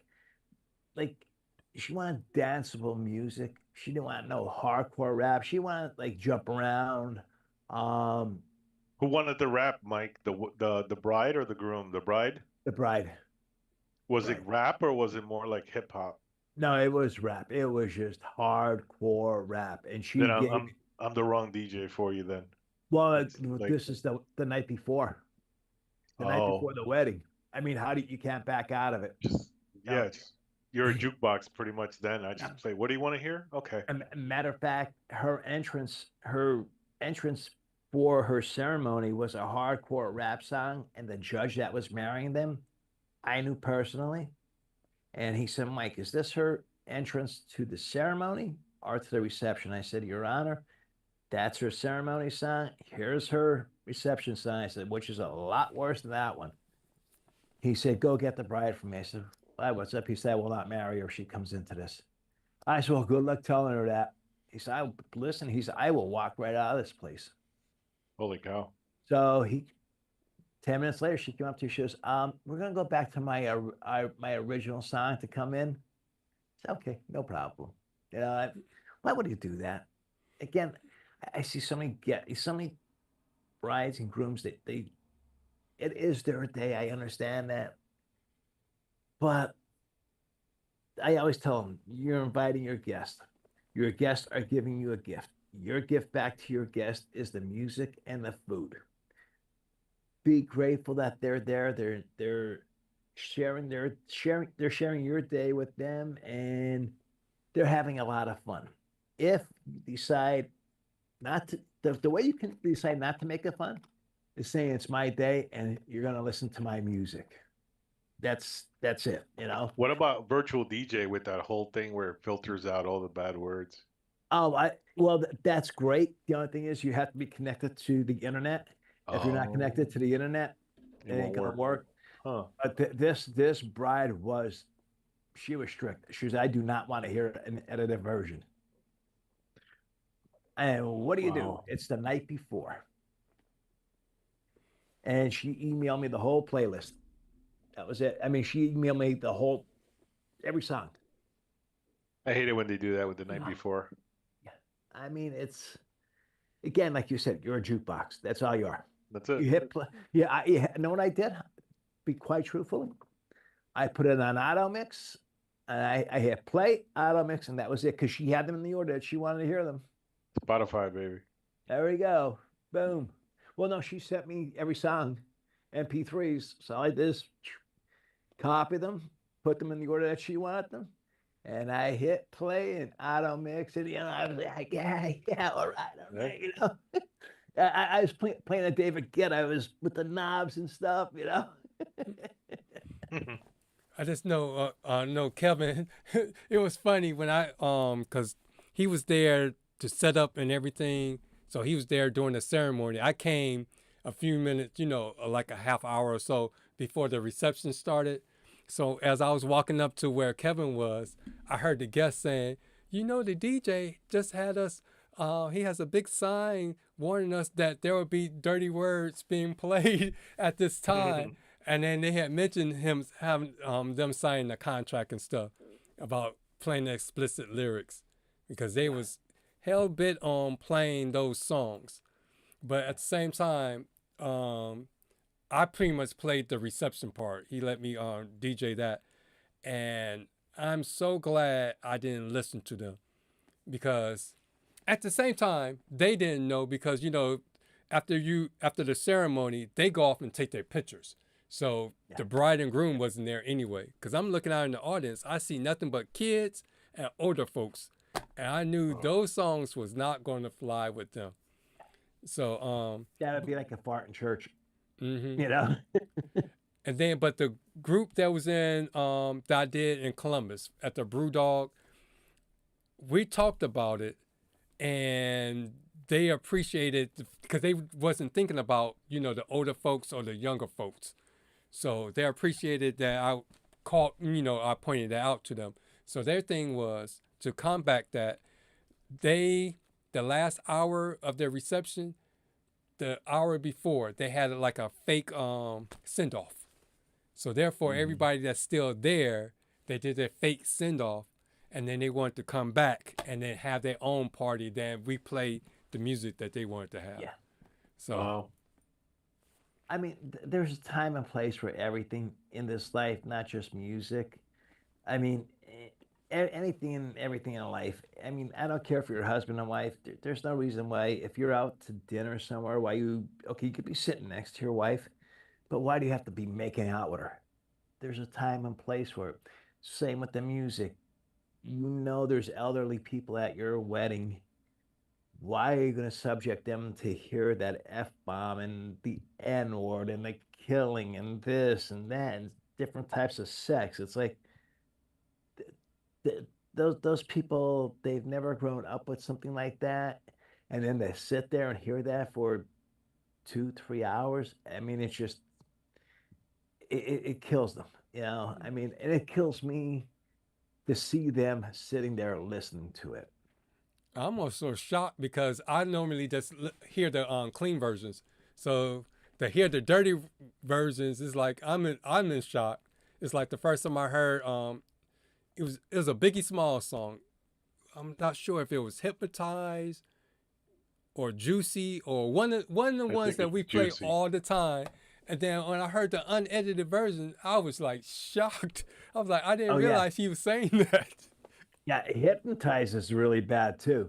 Now, I love Eminem, and there is no way I could play Eminem at a wedding. I mean, that's definitely the last 15 minutes of a wedding, you know? You don't play the clean version of Slim Shady? I thought that everybody liked the Slim Yeah, Shady. I mean, I'll play that one, but like the bride and groom want to hear a couple of his other songs, and it's like, You know what I've been playing from him is the jazz version of Without Me, the AI version. oh, Have you guys heard that? no. Oh, it's fantastic. Look it up on YouTube. It's the Without Me, but it's the AI. I think it's blues or jazz version or something. Fantastic. I'll have to Great. check that out. Great for cocktail hour. I mean, I like I said, I love Eminem. I will listen to him. That dude is talented. Yeah, talent ain't the word. Mm. But for a wedding reception, no, not until the last 15 minutes. You know, I mean, even Prince. I love Prince, but you go from 1999 and up. Yeah, you could play his music. You go prior 1999. You guys, what Prince songs do you guys play at weddings? Baby, I'm a Star, Purple Rain, Doves Cry. For dancing, what do you guys play? Kiss. Kiss, Baby, I'm a Star, Little Red Corvette. I don't know. I haven't played Prince in a wedding, and only like maybe possibly, only if they request it. But it's not part of my playlist. I don't understand why, but yeah, maybe Kiss. Yeah, I haven't played any Prince for like open dance. I played it, played Let's Go Crazy for the grand entrance, because they had the organ, and then That's a good one. I didn't even play the song.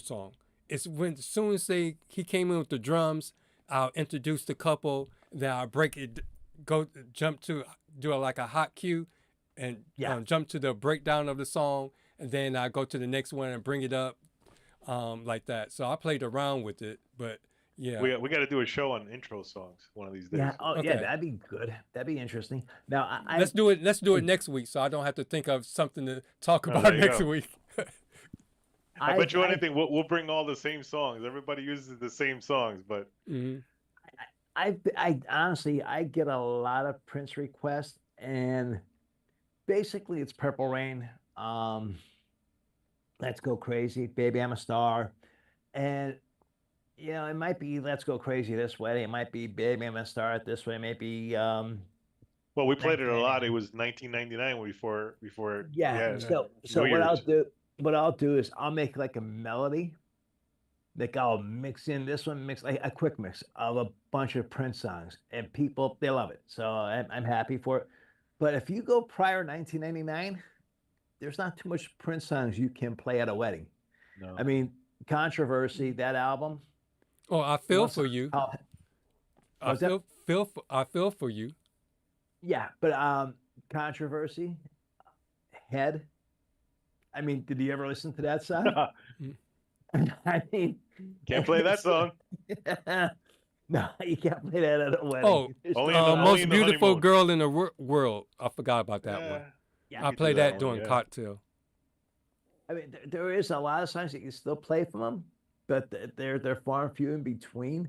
Because I mean, his form of music back then was really cutting edge. You know, I mean, he's so talented. I mean, the talent was right there, right from the beginning. It wasn't something that he didn't really even have to practice. It was there. That was it, you know. All right, let's go to the next one. And Diego is in the house. Hey, go, pretty boy, cutie pie. What's up, buddy?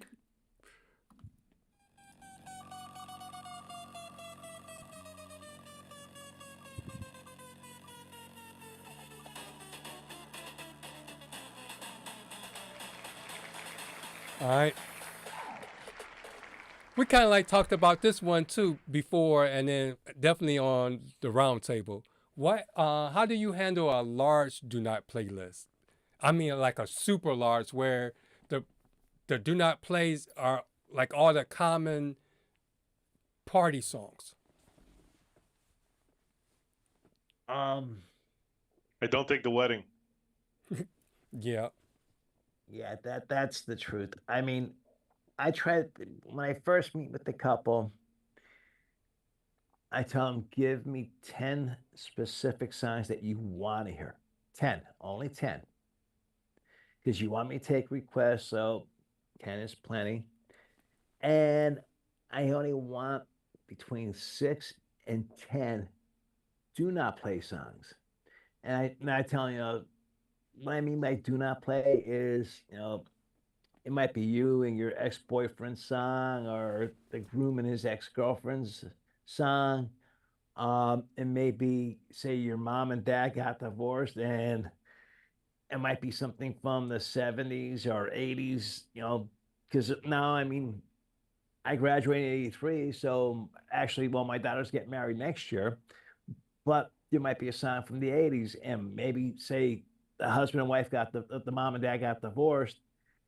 So you don't want to play their wedding song either. And I said, don't say the Cupid shuffled or this. Well, I really don't like that song. I understand that, but you know how many requests I'm going to get for that? You know what that is? That's a selfish bride. Oh, That's yeah. what that is. Yeah. Yeah. That's a bride that doesn't give a crap about what other people want. It's her night, and that's it. It's her. Me. Yeah. Yeah. Oh, yeah. Yeah. I see that a lot. And, it's just, I tell them, your guests are coming and I hate to say it, Northeastern Pennsylvania, every wedding is a typical wedding. Cupid Shuffle, Macarena, Cha-Cha Slide, Cotton Eye Joe, YMCA, Chicken Dance. But you gotta play them. You can't just play them in that same specific order, week in, week out, or like all the other DJs are playing them.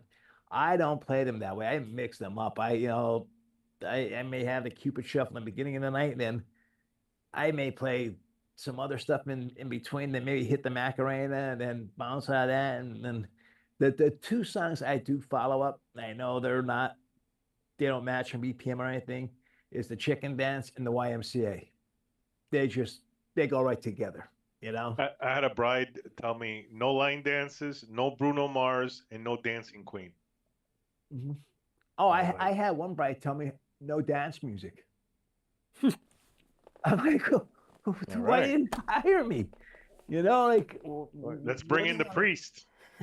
I was like, what do you want to hear? She was, I just want to hear alternative. Okay, she wants rock.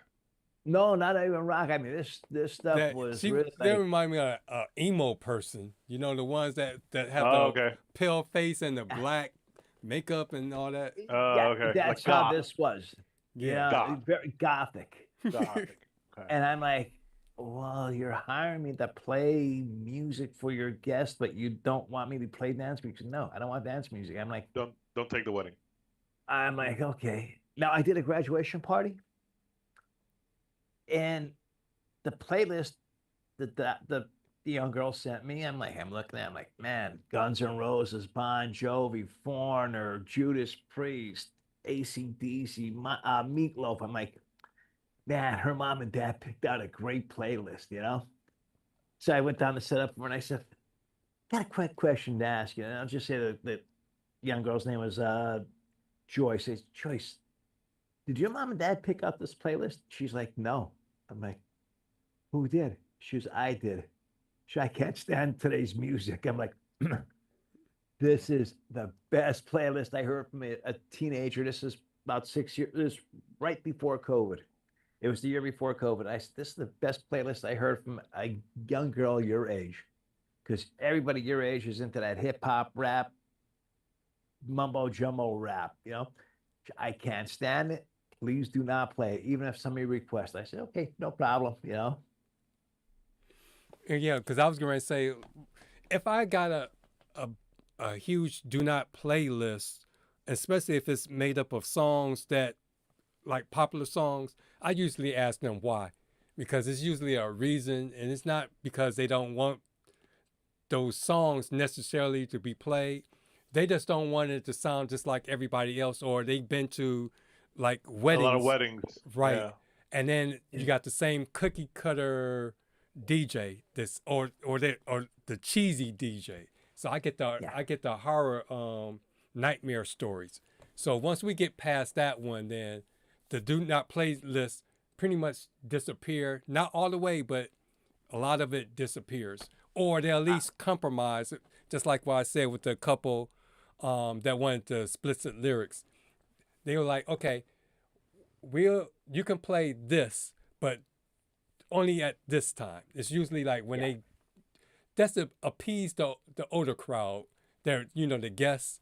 And then they were like, okay, at this time, we want it turned up, all the way turned up. So that's how I get around the do not plays. And then also, I try not to bring it up or get myself into a situation where they want to start putting do not plays on there. So now sometimes they get drunk, Mike. They just get drunk and they're like, oh, just play whatever they want. So it's like, okay. oh, thank God. Now the one year me and Lisa we're going to her when she worked at Cook's, when Cook's was open, we're going to her Christmas party, and the DJ I knew was DJing the party. And I walked in and I'm like, Lisa, is he playing Kids Bop Christmas music? She goes, yeah. I'm like, oh boy. So it came time down, the owner of Cook's said, these are the songs I do not want played. And there's only just a handful. But the top of the list was the Macarena. It was written in big, bold red letters.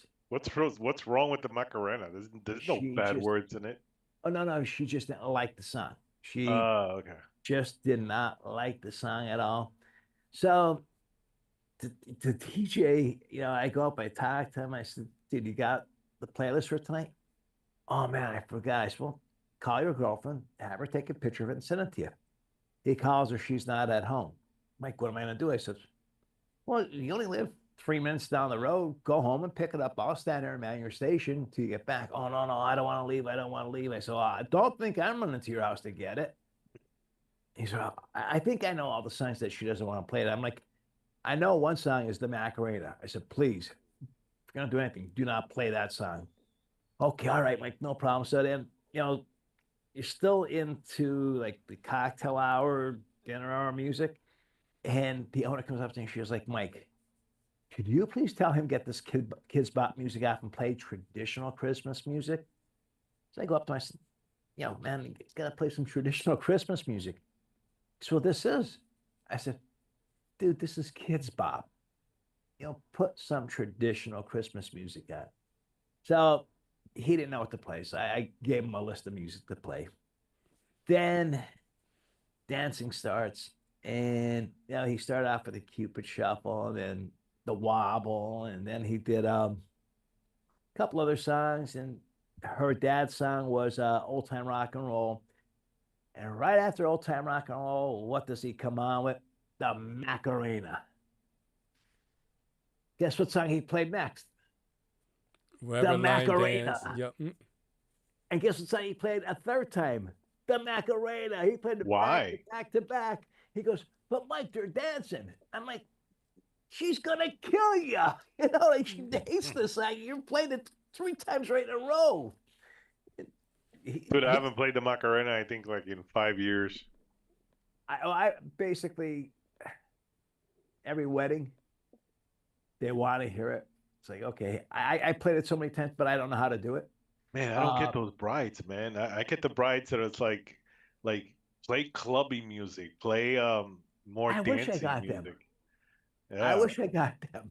I think out of the last 5 years, I think I had one bride that wanted club music. I had one bride that wanted just Christian music.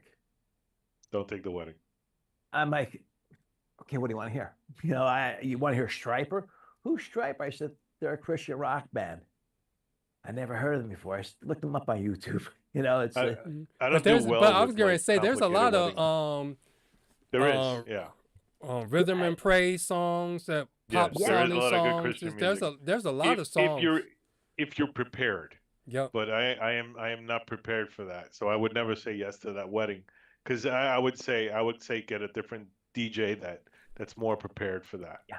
I'm prepared for that. That's my go-to. Dwayne, I'm gonna send it to Dwayne. And the sad thing is, she didn't know any of the artists. She really didn't know any of the songs, but she said she just likes Christian music. I'm like, but just feed me some artist names or a couple of songs, because this way I know I could sit back and pick out the music that I know they're gonna dance to, you know. But it was a no-go with her, and then she's like, all right, just play what you typically play for a wedding. I'm like, okay. But I mean, at least if she gave me a couple artists, that would have been no problem. But when they don't give you nothing to go by, it's hard. All It's right. very hard. Spin it, Dwayne. Spin it. Okay. Oh no, we gotta get back to the chat. All right. Yeah, I gotta be like Cleveland Cherry. You know, I gotta read the chat. Yeah, Um, definitely. Let me see. Diego said Big is his favorite rapper, and Kevin said he plays Let's Go Crazy. Adrian E's here for the drama. He says more drama. Kevin said he got a huge do not playlist, he'll run. Or do not let the list be created. And then Adrian E said, when I see it, I say, oh, snap. Then I say, there are a ton of songs I can replace. I can take it as a challenge. Bring it on. I'm just lazy. And then Kevin went on to say, which means don't give them a list of the hottest 200 lists of wedding songs because some go cross off like crazy. Yeah, that's why I was telling Kevin, because the first wedding I did, the guy that he does it for, has this long list of songs. I'm like, no, because you just asking for trouble. You giving them a reason to say, don't play this, don't play this, and start dictating that song. Yeah. And then Kevin, he missed our first hour of KJing because we started off talking about KJing, and he says he has to deal with sometimes the me. I also karaoke singers too. So the me person that I was talking about earlier. Yep. With KJ. Yep. You missed it, Kevin. We were talking poop about you. Yeah. And then Diego was saying, was the funeral that the girl wanted to turn to music, was that a funeral or a wedding? I actually did. I DJ'd a funeral. Yeah, I thought you said you did a funeral wedding. It was sad. It was a little boy that passed away, and the church was going through renovation, so they had no audio in the church, and they wanted to hear one song, and then they asked if they could have two songs, and then the aunt asked if I could play another song, and then, you know, at the end of the mass, they wanted to come up and they wanted to pay me. I'm like, there's no possible way I could accept any money from you. You know, you lost your child. That's just wrong of me. You know, there's no way.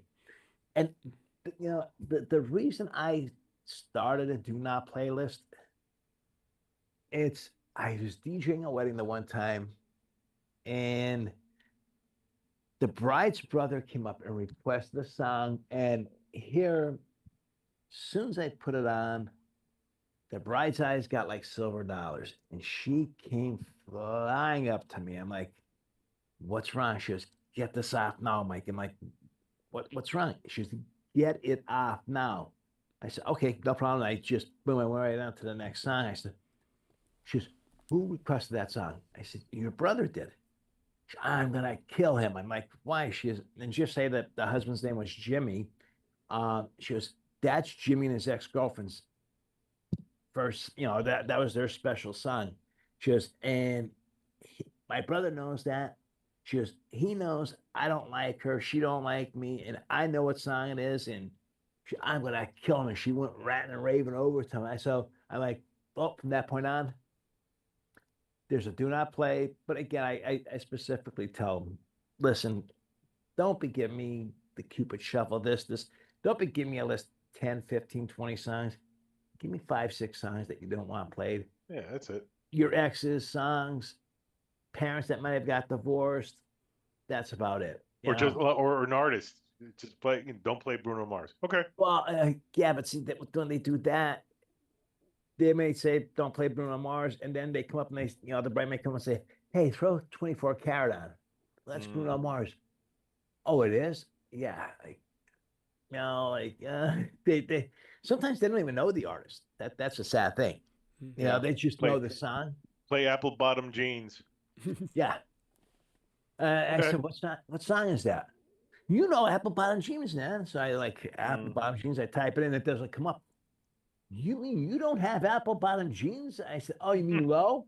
No, Apple Bottom Jeans. And I put Low on. I put the headphones on them. They're like, yeah, that's it. Said, well, the name of the song is Low, not Apple Bottom Jeans. That's a ticket. Yep.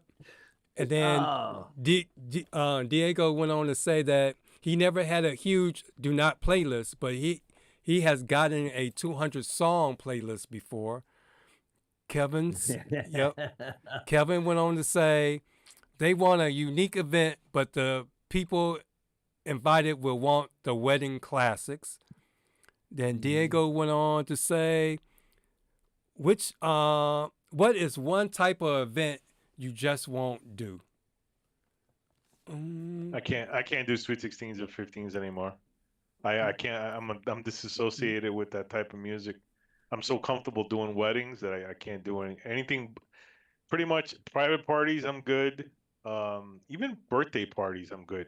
But not Sweet 16s with all the teenagers running around and asking me for requests. There's certain events. It's not so much the event. There's events that I turned down because of the location, the area of or stairs. Stairs are hard. I'm not even talking about. I can deal with stairs. I'm talking about where you go and you get hurt or your stuff gets stolen. I don't go in certain neighborhoods and do events. Dwayne, you're like 70 pounds lighter than me. Yeah. I'm like 300 pounds. I see stairs, I faint just looking at them. I'm 255, so I'm like, I look at stairs plus the bad bag. I'm like, that ain't happening, man. And you know what you do with the 200 playlist? You take it and you get all the songs that are slower songs and more laid back songs, and you take those and you put it in cocktail, and then you put those in the beginning of dinner, and then you take all the slow ones and you use the slow songs and for dinner. So you cut down the amount of requests and you separate them, and you keep the dinner, you keep the dancing for the dancing, and you just separate them. That's all. That was Pretty Boy that got that. Pretty Boy. I had a bride, email me. It was 8 pages, double-sided, single-spaced. There had to be 1,000 songs there. Called her up. I said, can you please shorten your list? She says, well, we love all those songs. I said, I can't give you 20 seconds of each song. So she shortened the list. She shortened it down to 6 pages. Called her back. She shortened it down to 4 pages. I said, listen, sweetheart, 10 songs. But Mike, we love all. I said, you want me to take requests? Give me 10 songs you want to hear. End the story. One type of event, I'm not going to refuse all of them, but I'm cutting back on doing graduation parties. I mean, it's just the kids want to hear what they want to hear. Yeah. Parents give it the okay, and then I tell the parents, I say, you sure you want me to play this music? Oh yeah, Mike. Yeah. We just listened to a couple of those songs on the way here. I'm like, okay, well, here's a song. Put the headphones on. They're like, oh my God, no, you can't play that one here. I said, well, hang on. Here's their next song. Oh no way. I'm like, this is what they want to hear. They don't want to hear the junk that's on the radio. I'm not saying junk, but I mean, they don't want to hear the song that's on the radio. They want to hear their song, and this is their song. Yeah, there's the radio edit, but they don't want the radio edit. They want the original song. So now it's your choice. Yeah, and they have the party. Got to make that decision. Do you want them or don't want them to hear the music that they want? Then next thing you know, the parents are having an argument with the student and this and that. As a matter of fact, I had 2 graduation parties this past year cancel on me. I mean, they did pay me.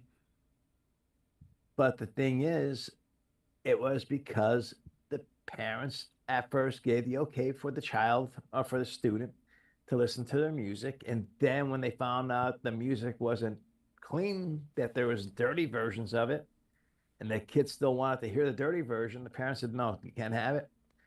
Kids said, I don't want the party. And Must so have you have the attention span of a tick. well, the one student, the parents already paid for the catering, they paid for me, and they had to pay for the venue. Cost them close to $5,000.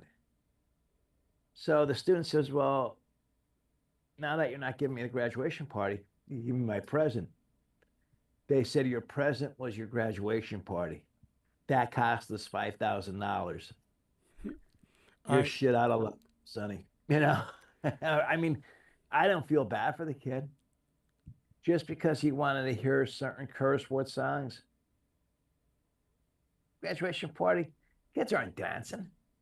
They're talking. They're throwing the baloney. You know, they're talking about this student, that student. You know, When you get as old as we are, you get to say no to a lot of things. Yeah. All right, so the next one, this is going to be our lightning round. So no more long stories. Okay, let's Because go. people say they want the drama. They doing this. Okay, let's go. Let's hit it. But going back, Diego said he did what you had suggested, Will. So he took that long list and split it up and put it in different parts of the night. And he says, good thing that a lot of the brides have their list on Spotify. So it's not like it's all handwritten and stuff. And Kevin, I hate Spotify playlists. I hate them. And then I like it because it's easier for me to transfer it I over got to Spotify, so I like it too. Yeah. Because I use Crate Hackers and then Lexicon. I can just copy the Spotify playlist link into those softwares, and then it'll look through my hard drive and tell me whether or not I have those songs. And Vibo does it too. All right, let's get back to. There was one more comment. Kevin said something about DJing a funeral type event. So let's get to the wheel. Can you imagine karaoke at a funeral? Whoa. Wow, Grateful Dead.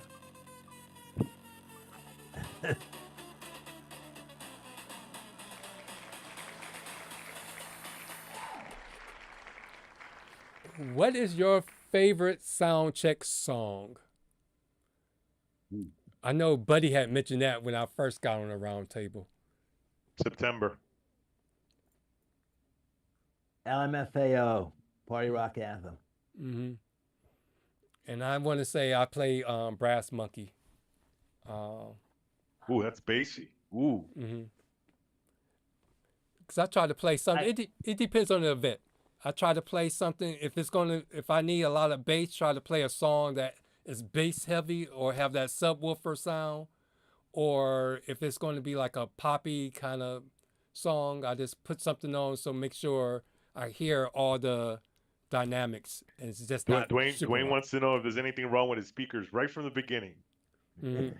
I'm gonna abuse the poop out of them right in the beginning. That's why I like.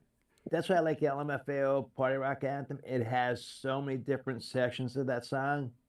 You have like the synthesizers in the beginning, then you have the bass, then you have them, yelling and screaming and Party Rock Anthem, so there's so much variety in that song. You get to test your speakers out.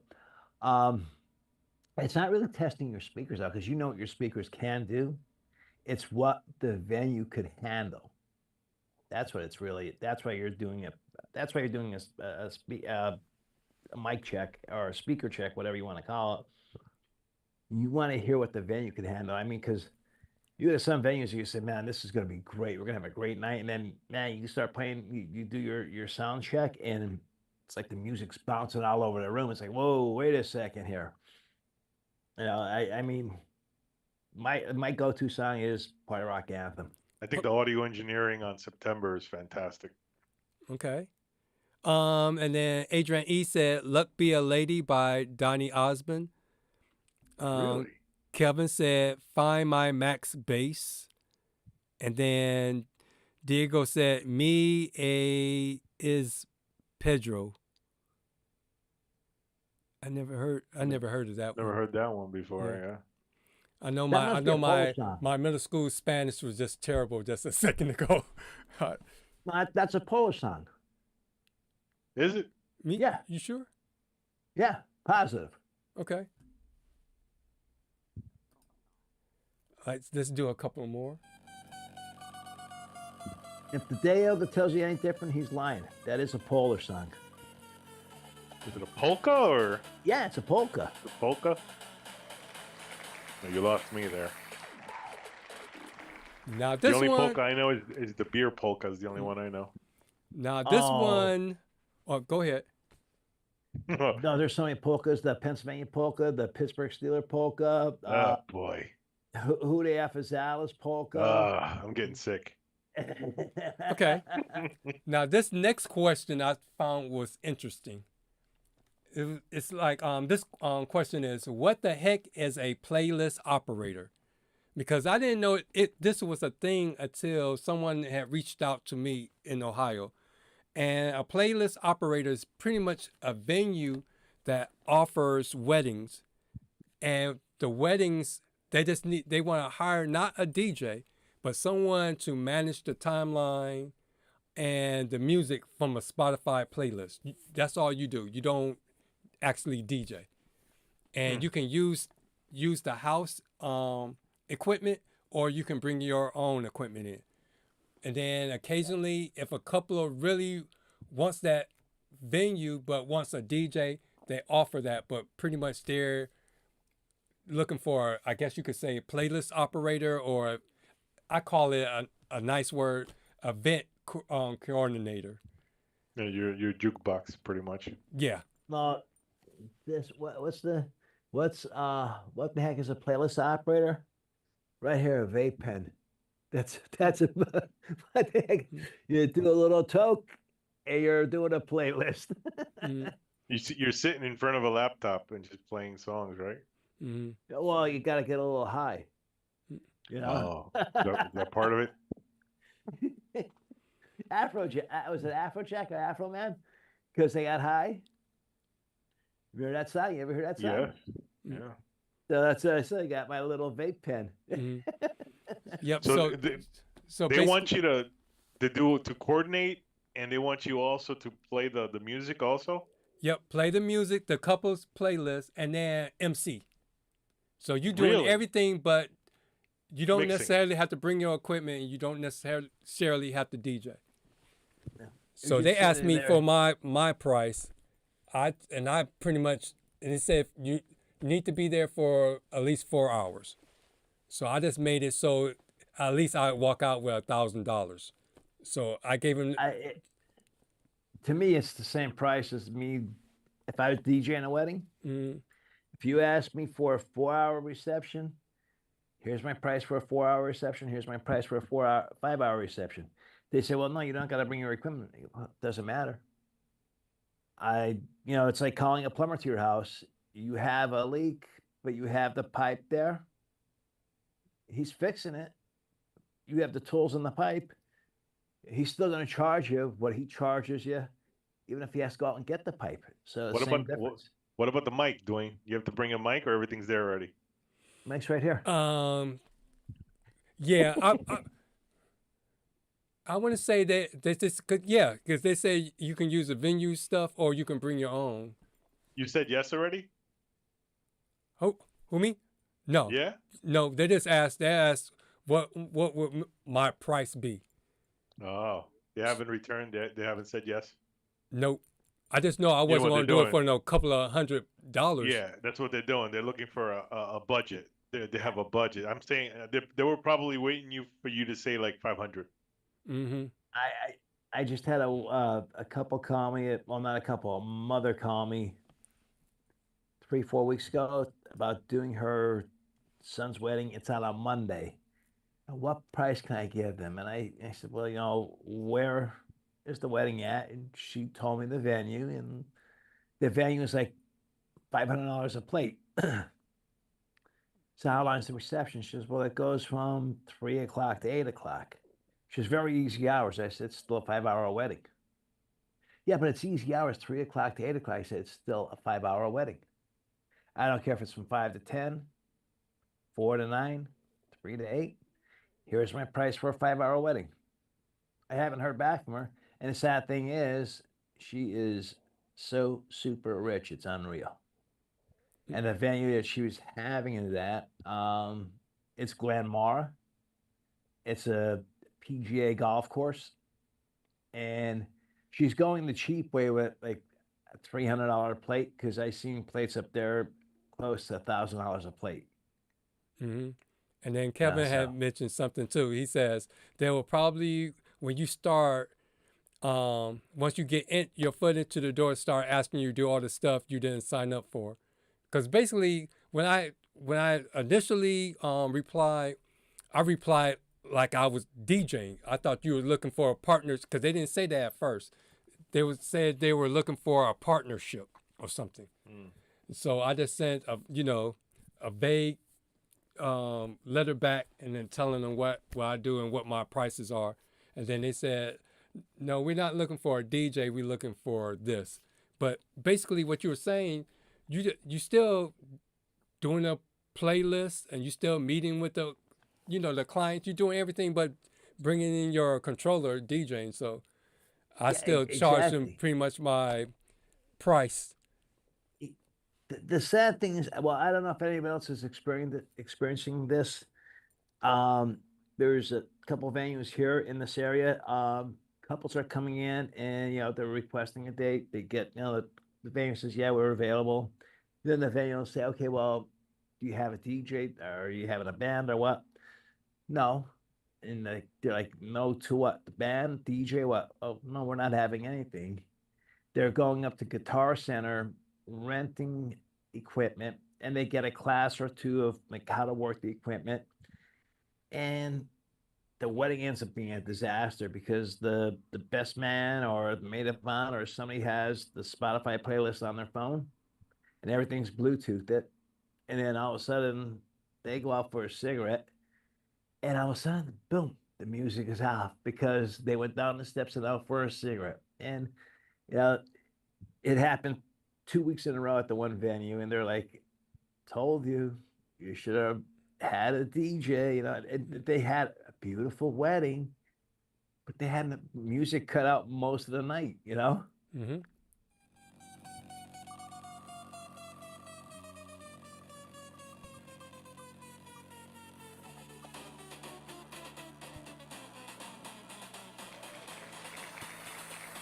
All right, Mike kind of like EDM song. He's lying, Diego. He's giving a line of bull. What? Diego saying it's an EDM song.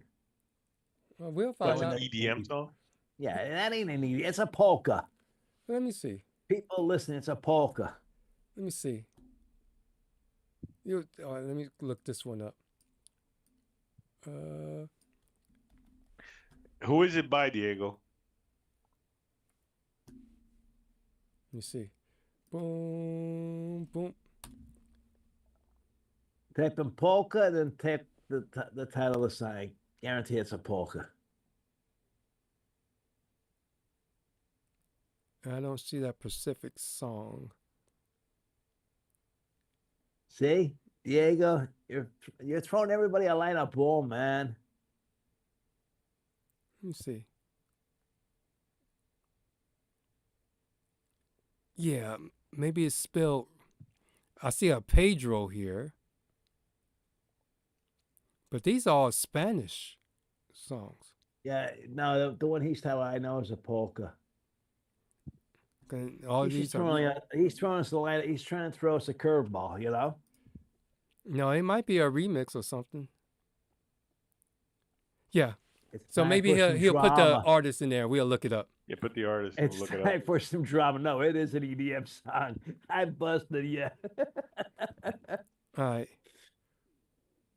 Also lower price. Adrian E wanted some drama, so he got the drama.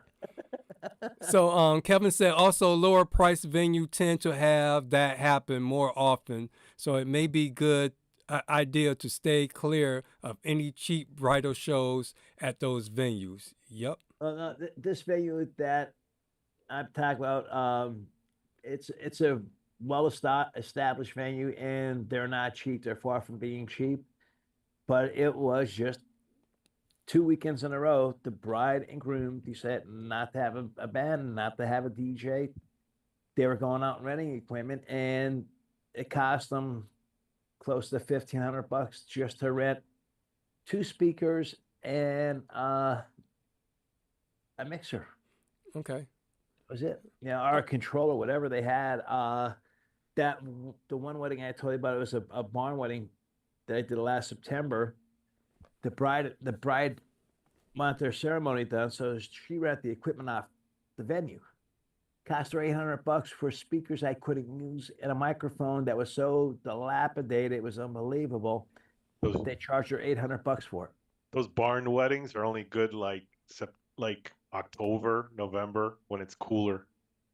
Because in the summertime, sometimes they don't have AC. Well, no, Glistening Pond does have AC. But you're paying out your kazoo for that one. I mean, I did a wedding up there a few years back, and the owner said, "Oh, this is a cheap wedding." I said, "Well, if you don't mind me asking, what did they make today?" He said, "Oh, we only charged $78,000 for it." I'm like, "Huh." Usually there's a trail going up to the ceremony area. You got to fight cows on the way up there. Oh, well, they charge for every little thing. If you want bales of hay, because they have 2 barns. One is a smaller barn that you could have your ceremony in, and the other one is your reception area. So if you want to have your ceremony there, you want in that little other barn, that's $5,000 extra. If you want bales of hay, that's extra. Or if you want chairs, that's another added price. I mean, it's crazy. Was that the place with all the cats? When you go in there, they have all cats and stuff running all over the place? No. Okay. You're doing it again. Sorry. Go ahead, Rook. I'm trying my best not to interrupt. Go ahead. But yeah, I'm gonna play that song because I think I found what Diego was talking about. But let's get to this question real quick, because you kind of like said something about it earlier, Mike.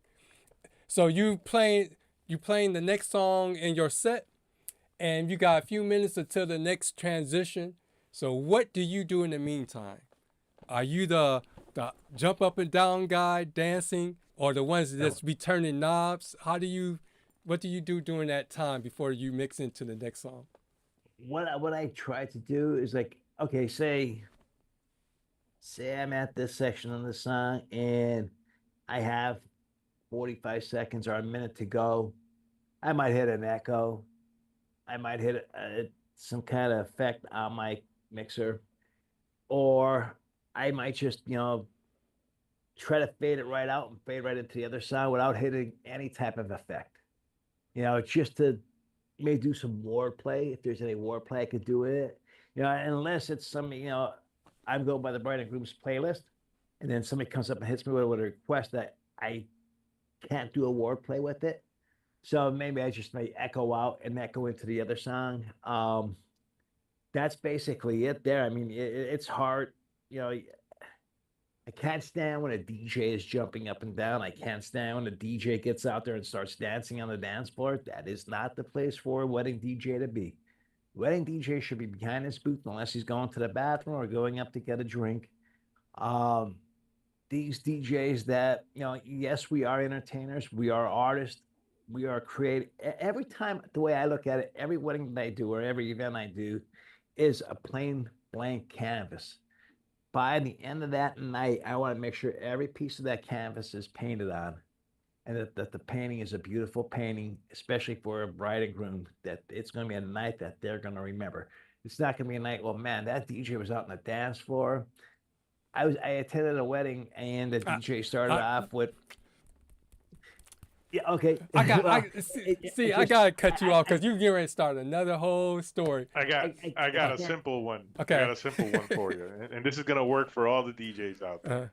If you get into the end of a song and you haven't queued up the next one, or you've been busy and you forgot to like set it up, or just get on the microphone real quick and say, "How's everybody doing out there? Let me hear you scream." And when they scream, you throw the other one in. That's it. Simple as that. No, the question is, you have the song set up, because sometimes you can't. They either have a long verse or a long chorus. The song is already set up. What do you do in between? Because I used to think that way when I was doing my my YouTube mixes. Sometimes, because it's like I practice it so much, I have the song, got everything queued. Yeah. But it's like, what do I do in between? But when I'm at an event, usually that's when I'm checking the song request list or marking that down or getting my other songs together. So I try to go like 2 or 3 songs ahead of time to kind of like take up that song. Or I'm can usually finally looking talk. at the request list. I'm usually looking at the request list, or but like Mike was saying, the one thing I hate is when DJs do that 1, 2, 1, 2, 3, 4. Like what? People can't count. They don't know. They don't know when the good part of the song is coming. I hate that. It just rubs me so wrong. Just shut up and DJ. Well, if you're you're DJing a wedding, and you're coming to a point of the night that you basically have their virtual DJ has auto mix, and then it has like another one that you could throw all the songs in. And what I'll do is I'll throw the songs in there, and as I'm going through the night, I'm going, okay, I'm going here, there, here. I'm going down the line, and then I got to a point that this one has a long intro and this one has a long exit. It's like, well, wait a second. I'm gonna mix into it. I'm gonna fade in, fade out, or I'm gonna do an echo in, echo out, or I'm gonna just you can't let that long outro play. You can't let that long intro play. There's no possible way. I mean, you as a DJ should be prepared for something like that. That's why I have my side list. Every song for that reception is in that side list. I don't care if somebody comes up and requests a song, I'll drop it in there. And if I see a part of the reception area that it's going to fit in, boom, I'll drop that song in there, and that's it. It's just a DJ that's guessing on what to do. They're not prepared for doing that wedding. Right, and I would say I'm usually looking at the list to make sure that I don't have any songs that they requested that I haven't played. Usually, I'm constantly looking at the list. Mm-hmm. That's usually what I'm doing. And that's why I say I throw everything in that side list. That's everything that they have now, and that especially their 10 songs they're the first 10. Oh, so you just stand there in between the songs? I can't wiggle, I can't dance. So I mean, I used to be able to dance when I was skinnier, but now I can't because I don't know. I'm so busy trying to get the next song ready and queued up and making sure it's the right speed and all that stuff and mixing it in. That I mean, I usually only keep like one of the songs. I don't quick mix, but usually I leave the song on for like 2 minutes, 2.5 minutes, and then I go right to the next song. So I'm usually constantly just mixing, man. There's no time to do anything else.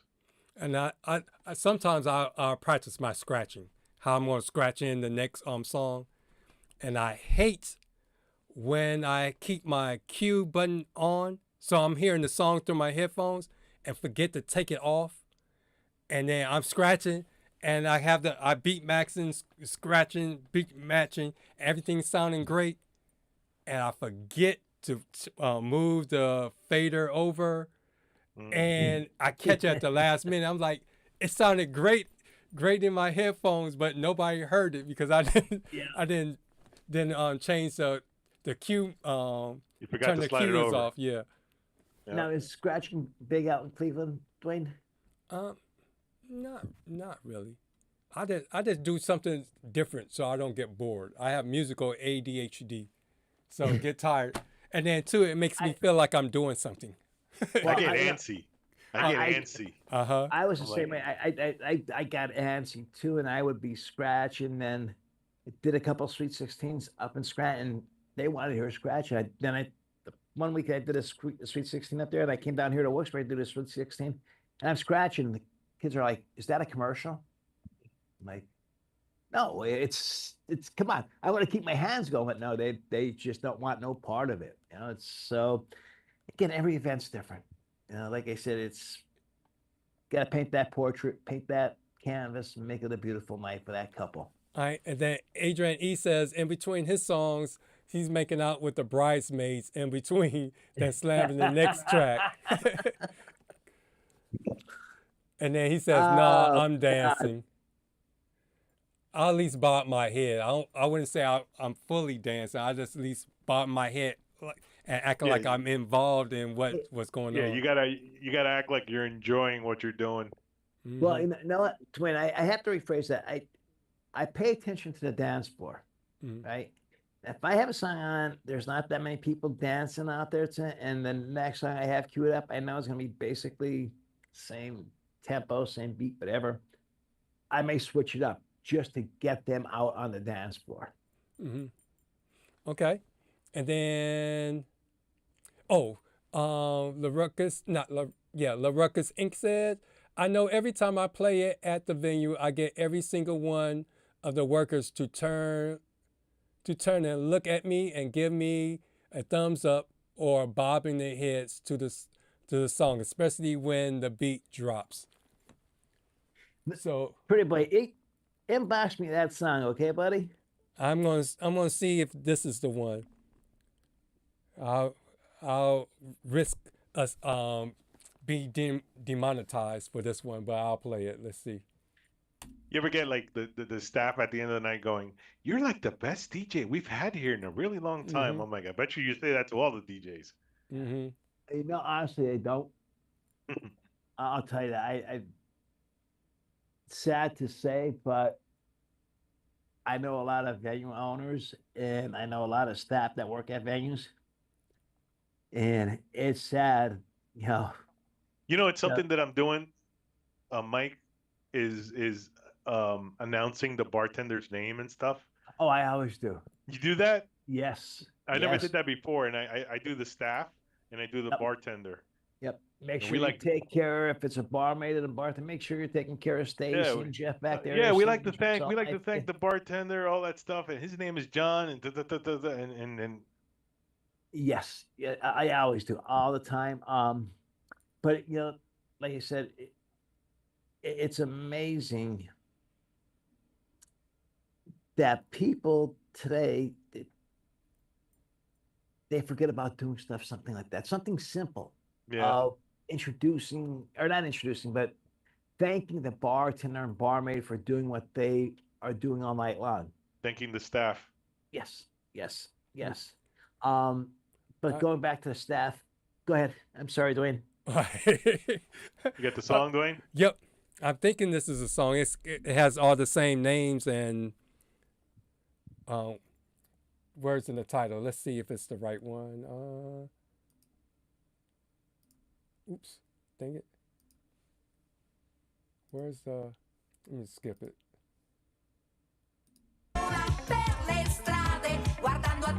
Oh, yeah.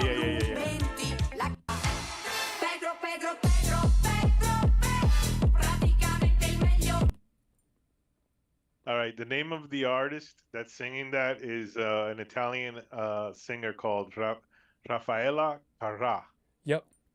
She's a blonde. I know, because when I was like 8 years old or 7 years old, I used to like her. She was this hot blonde, Italian blonde that she used to do like a lot of dancey songs in Italy. All right, so to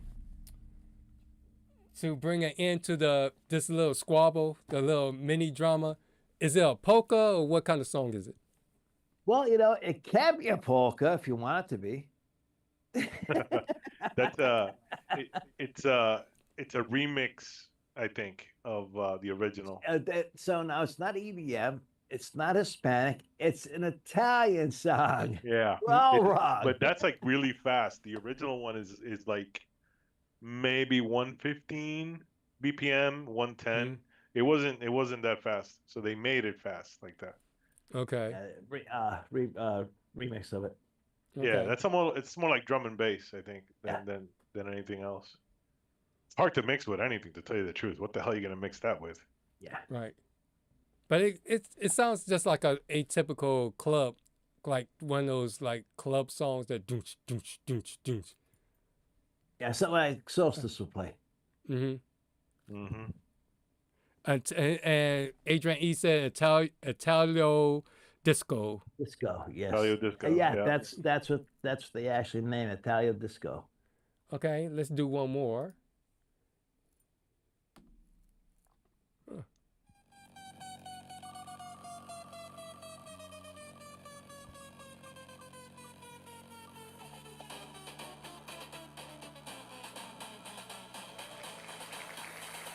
Mix it with Cotton Eye Joe.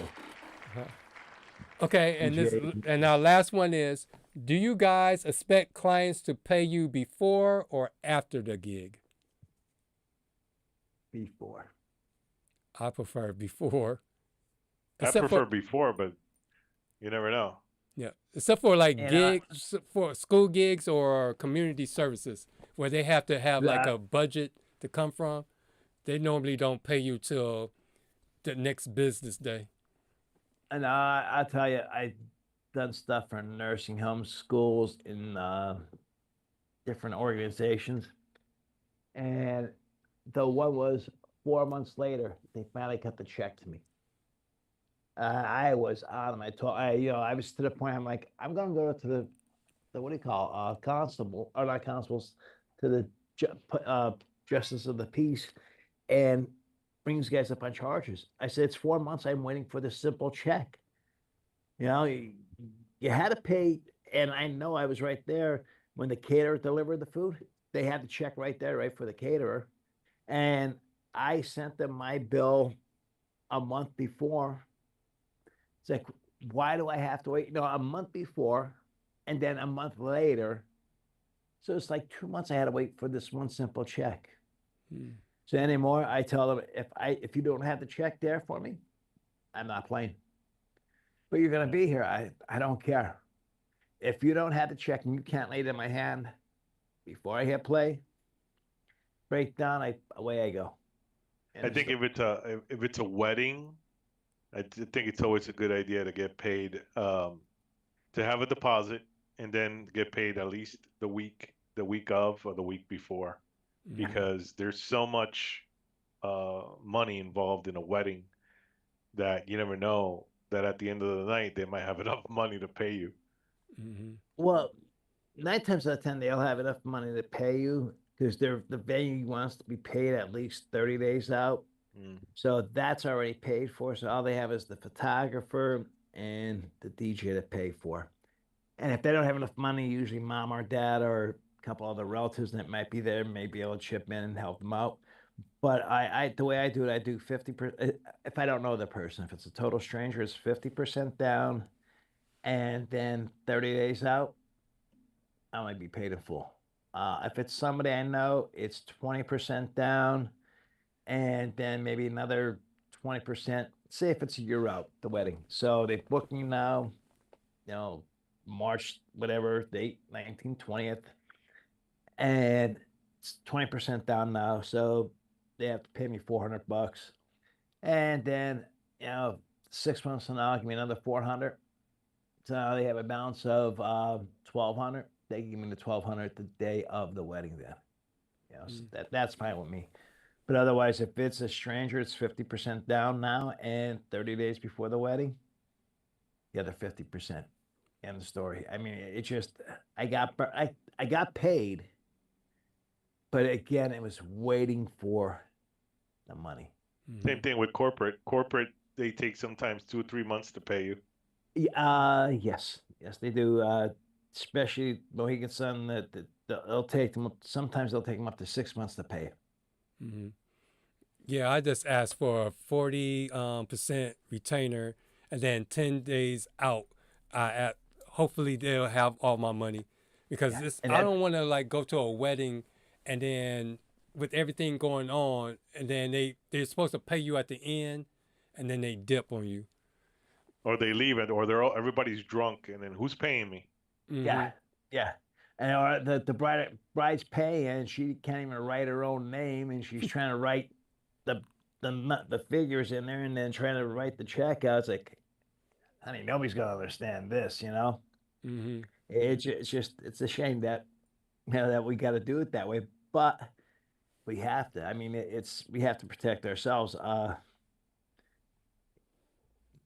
It's the name of the game. I mean, I don't care. We're putting a lot of time and effort into this event. This event for them for the night. It's their wedding. We want to make it special, and we invested so much time into it. And if we have to wait around, we're packing up our stuffs nice and slow, and the bride is drunk, the groom is drunk, and they're trying to write a check out. And it's like, oh my God.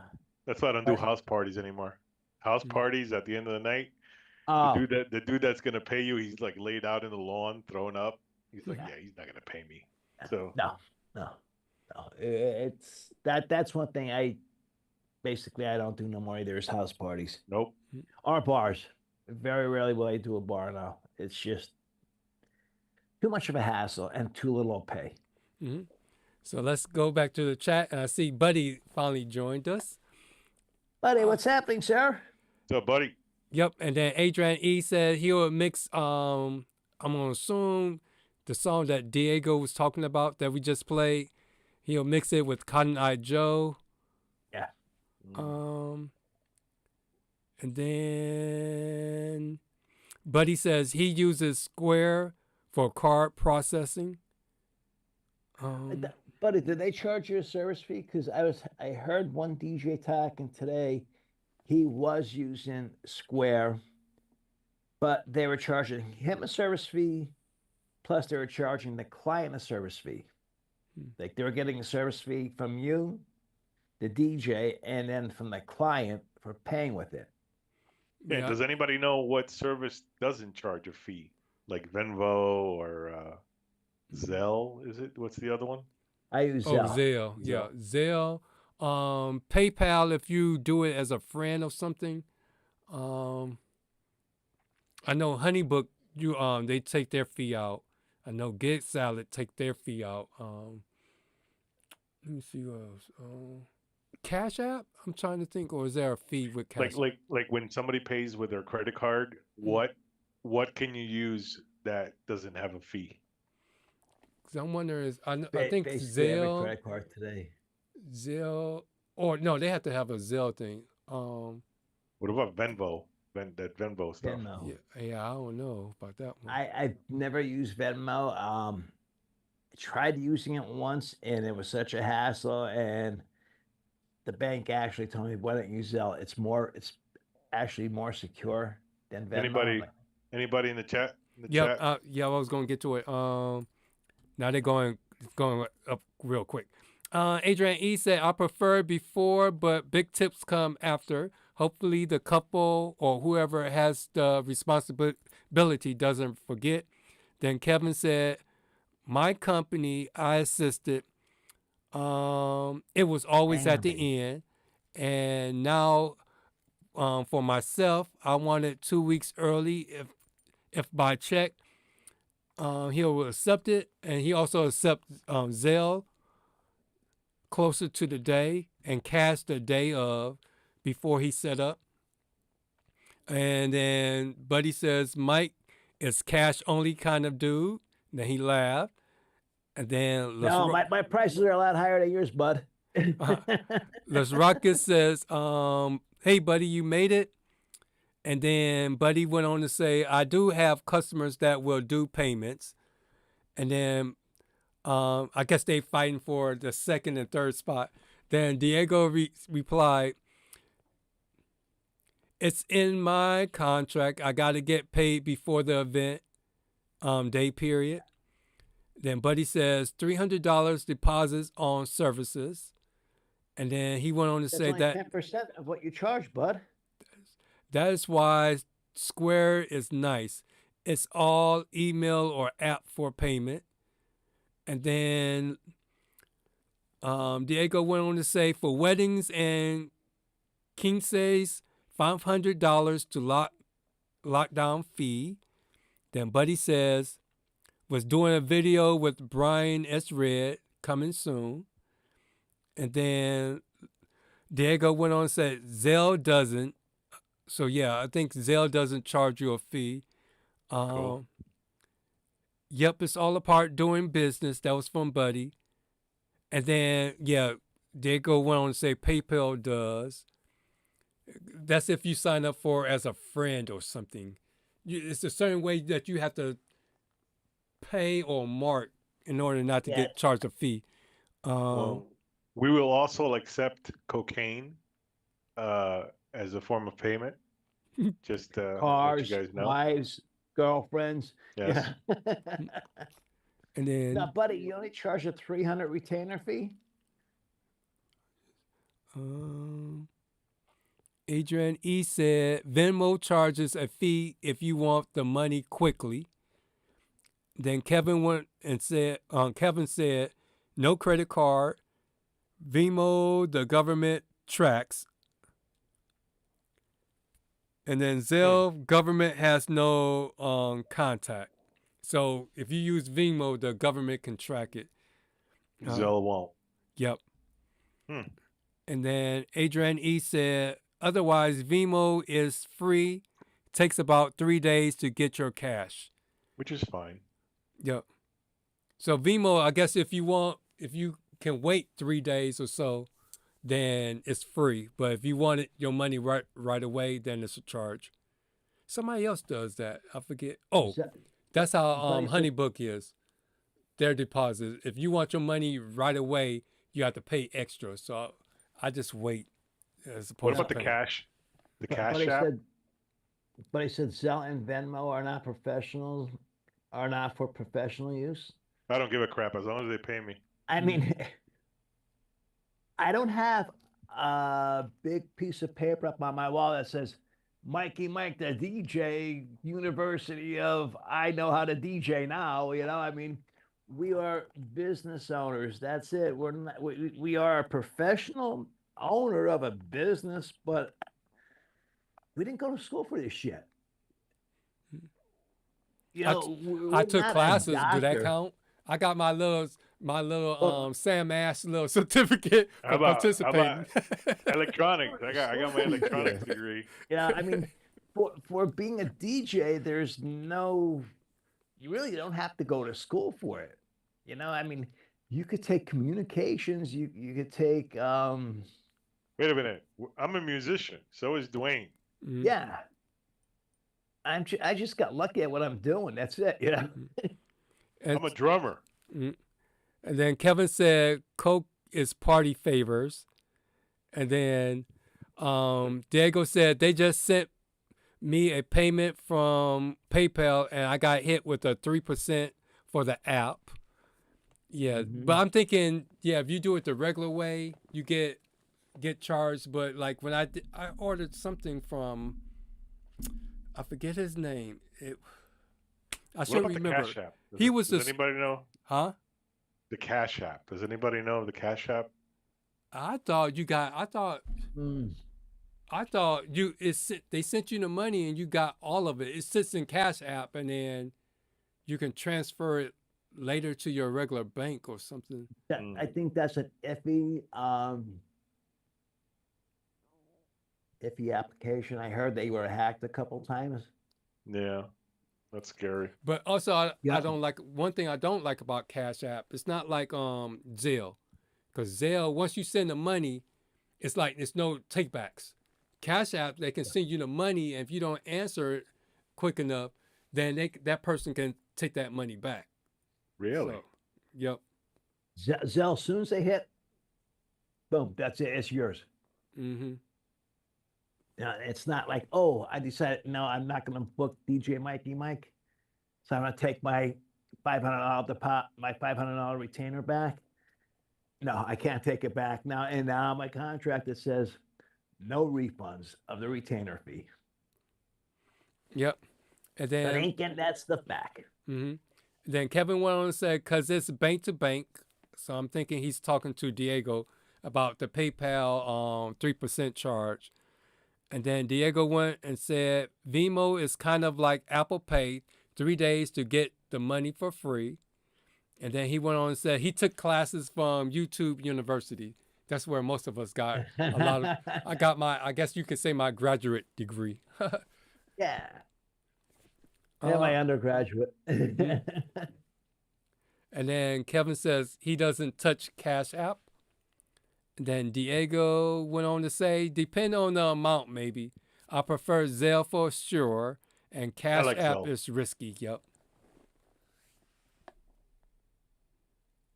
Yeah, I heard they, if I'm not mistaken, I think they got hacked a couple of times, you know, and it just unfortunate that stuff like that happens to them. And you know, with anything today, I don't care what it is, Verizon, government stuff, anything could get hacked if you want. All right, and because Adrian E asks, one more spin.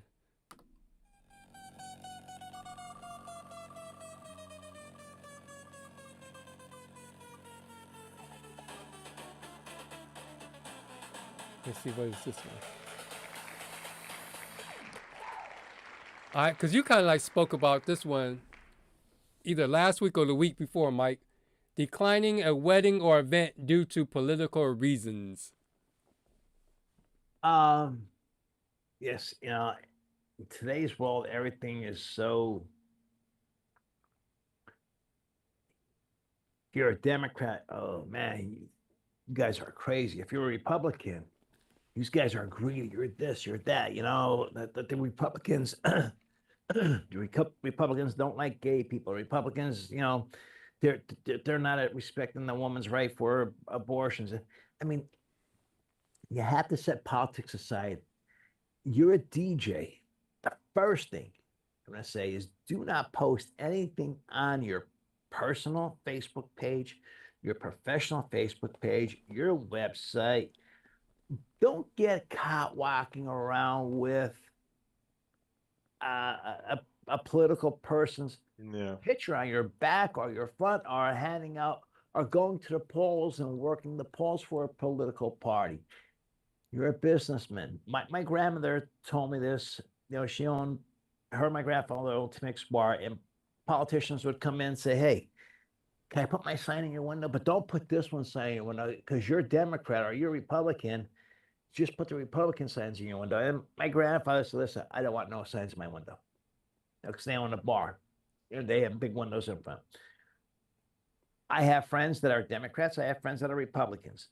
They ask if they put a sign in my yard. Yeah. But they're both putting a sign, a Democrat and a Republican, and they're putting it right next to each other.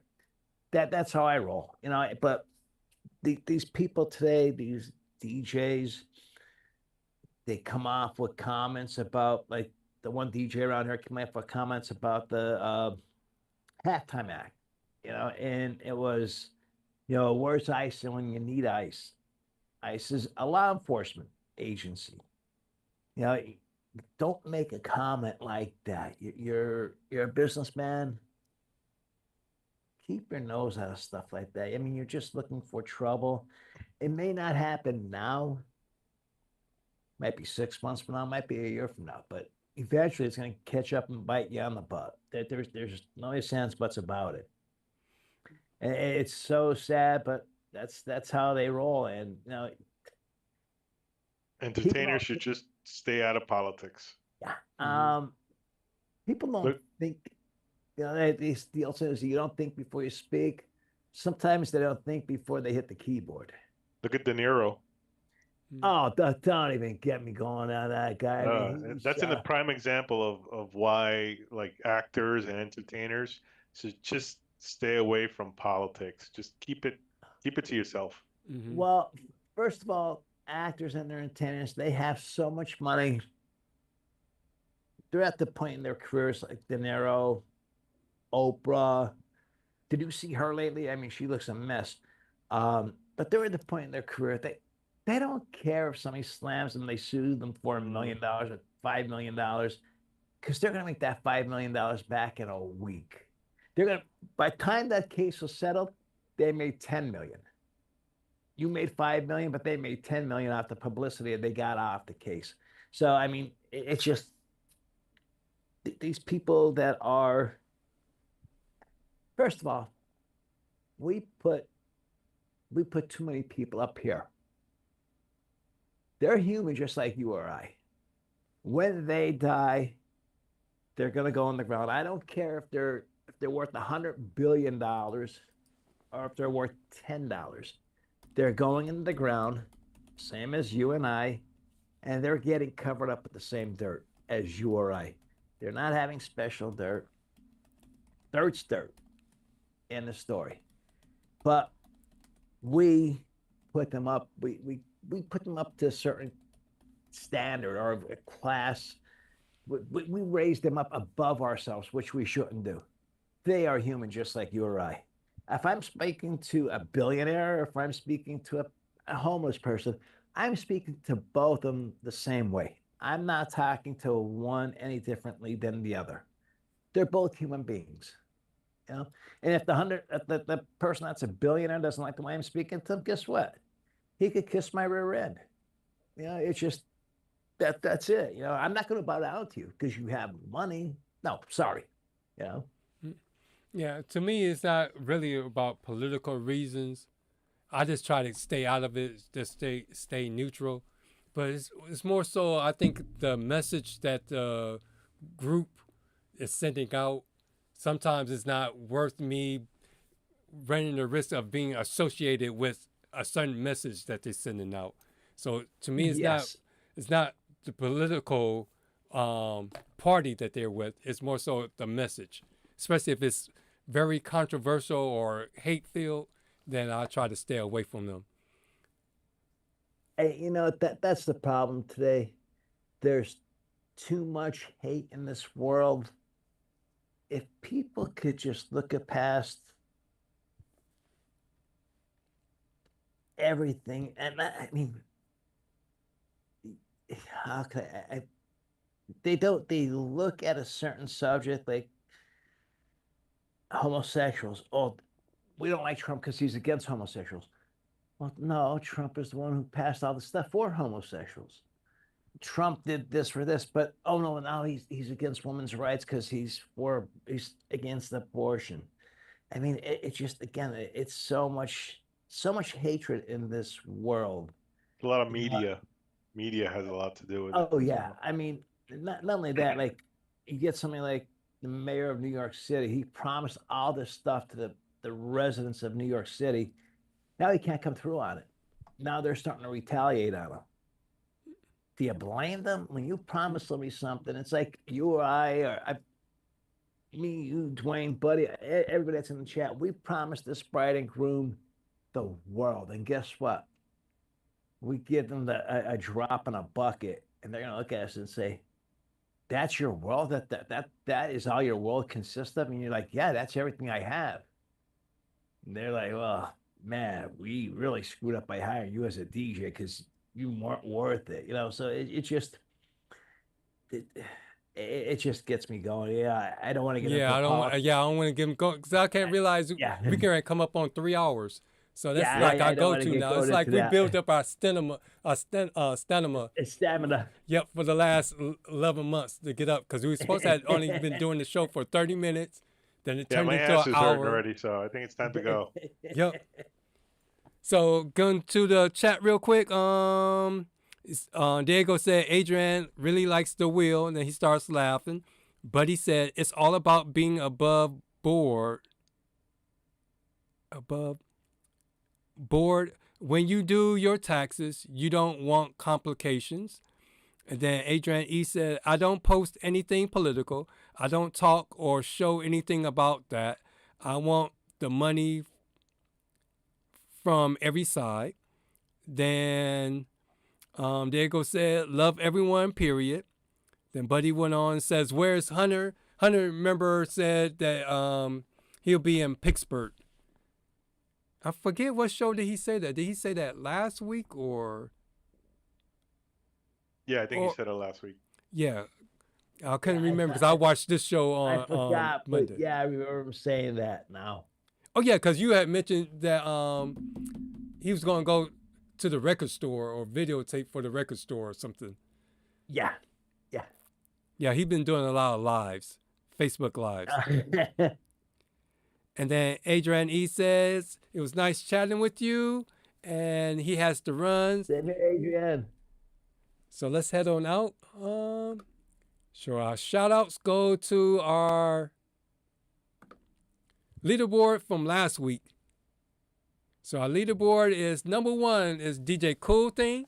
Then at La Ruckus Inc., Diego came in 2nd. Then Buddy came in 3rd. And then the Shuffle Couple was in 4th. DJ Shay came in 5th. DJ Will was in 6th. DJ Mikey Mike was in 7th. DJ Adrian E was in 8th. And then Kevin came in 9th. So if you haven't joined our Facebook group page yet, there's the long URL code. Or you can just go to Facebook and in the browser type in CUEITUP DJ Podcast, and you can join our private or public group. You can follow Mikey Mike on all of his socials, and it's at DJ Mikey Mike on Twitter and Facebook, and at DJ Mikey Mike 45 on Instagram. And then you can follow me at Hitman D Dub on all of my socials. And I forgot one. Go back. Let me see. I don't think I took him out. Boom. Let me see. James King. Nope. Because every time I always try to put our guest banners up on the screen. So again, I'd like to thank Will for joining us. And you can follow him on his YouTube channel at DJ Will_Silva. And then we have this thing called the DJ Collective Network, where it's one culture and many voices. So I updated our primetime lineup. I guess you could say, yeah, our new TV guide kind of image. So welcome to our primetime DJ lineup, a weekly schedule of live stream shows built for DJs by DJs. Whether you're just starting out or scaling your business, we've got the knowledge, stories, and inspiration to help you level up.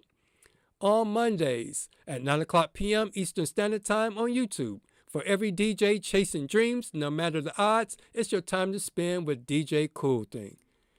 And then on Tuesdays at 9 o'clock p.m. Eastern Standard Time on Twitch, join Buddy and his weekly guest panel of DJs for unfiltered conversations that matter. It's the DJ Roundtable with Buddy from TBM Productions. It's real DJs, real stories, real lessons, all at the round table.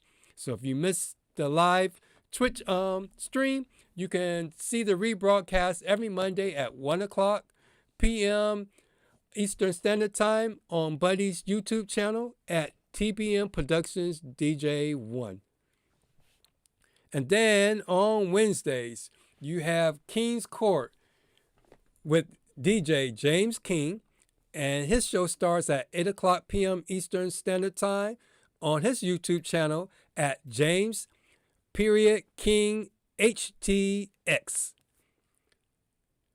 And usually it's his second hour, he has a special guest that comes and joins him. So that's every Wednesday. And then on Thursdays, the busiest night of the week, you have the CUEITUP DJ podcast with me, the Hitman D-Dub, and DJ Mikey Mike. It's not just about talk. It's real tools for real DJs of all skill levels. Again, you can watch it at 9 o'clock p.m. Eastern Standard Time on my channel at the Hitman D-Dub. And then also on Thursdays, it's Start to Spin, the DJ podcast at 9 o'clock p.m. Eastern Standard Time on YouTube at Los Rockets Inc. And the host there is DJ Pretty Boy and DJ Shay. And then you can catch Kelvin live on the KJ Chill Room Karaoke Chat with Matt and Eric. You can join them live every Monday at 7 o'clock p.m. Eastern Standard Time at djntv.com/KJ Chill. And then you can also go to the Disc Jockey News TV YouTube channel to see the rebroadcast of all the KJ tapings. And then we have our friend DJ Reese, and he has the Recreate the Vibe podcast, and you can follow him on his Instagram at _DJ Reese _ and he talks about DJing in the corporate event, in the corporate arena. And then we have DJ Night Owl. And I took myself out of sync here. Okay. If you're looking to add some serious wow factors to your events, check out the beta booth from Photo Booth Direct Club. It got upgraded lighting and wiring, a mirrored faceplate that guests love, and it even comes in a rolling looker style case, so setup is a breeze. And the best part, if you use our code CUEITUP, all one word, you'll get $350 off the regular price. And then he also has the Sigma video guest book for $795, and you can get it in red, black, or white. So make sure to remember to like, share, and subscribe to all our channels. And then our fade out message for tonight is, every gig is a chance to get better, so don't waste it. Let me see what's going on in the chat before we head on out.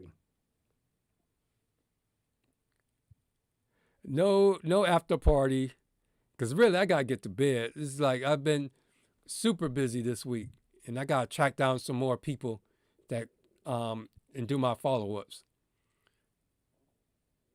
So it's almost like we all do our after party. I guess we could say our after party is the 11 to 12 o'clock hour that we spend extra. Yeah. Mm-hmm. Me, Rat, and Raven. Mm-hmm. All right, and then Diego says, got to keep fighting for love and peace for the country. Yeah. Yo, send me those slides so we can use it on our shows. All right, I'll do that. And also, I don't know if you saw the comment when you were on Cool Things show this week, because I know you were saying that in a couple of weeks you'll be by yourself. So I don't have a problem joining you if you need somebody to sit in with you in a couple of weeks. So just let me know. Oh yeah, and then Kevin said the after party is in the KJ Chill room. And yep, I'm gonna send you the all those slides. And then Buddy said, "Oh man, see, he missed the show. He got to rewatch the show. He missed most of it." I see Buddy's subscriber rate's going up. Oh yeah, yeah, for everybody. Yeah. Yep, that's why I try to shout everybody up, because it's like we all helping each other and we all growing and helping the community. Yep. Yes. That's what it's all about. And like I said in the beginning, like we were talking about the Exciton speakers and how James is getting slammed and how they're slamming the Excitons. Give them a chance.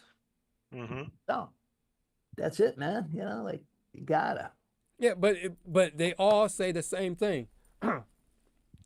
It's a great speaker for the price. So if you're just starting out and you don't have speakers and you can't, if you don't want to spend all the money for the more expensive ones, then that's a good good investment. That's what they were saying, but now they're saying like they're just a piece of crap. Ever since Nick Spinelli came out with his video, and then now Rick Webb came out with his, that he's shipping them back to Amazon. It's like, give them a chance. And from what we learned, that they're redesigning them so they could be three-way. They're working on that. So Exciton is working on that. Mm-hmm. Cleveland Terry came right out and said, they're not that bad. Mm-hmm. You know, I mean, there's a guy with a lot of experience. And then he also said, because then he also said he wouldn't take it to like a higher end luxury weddings, because again, they paying big money, so you need to have that you need to have the equipment that shows that money. But everything, I wouldn't go. Yeah, like above 120 people. Yeah, but I mean, he to me, he's more knowledgeable than Nick Spinelli, more knowledgeable than Rick Webb. I mean, Cleveland Terry knows his crap and the story. I take his word over Webb's and Spinelli's word. I agree. It's just because I was going to say it depends.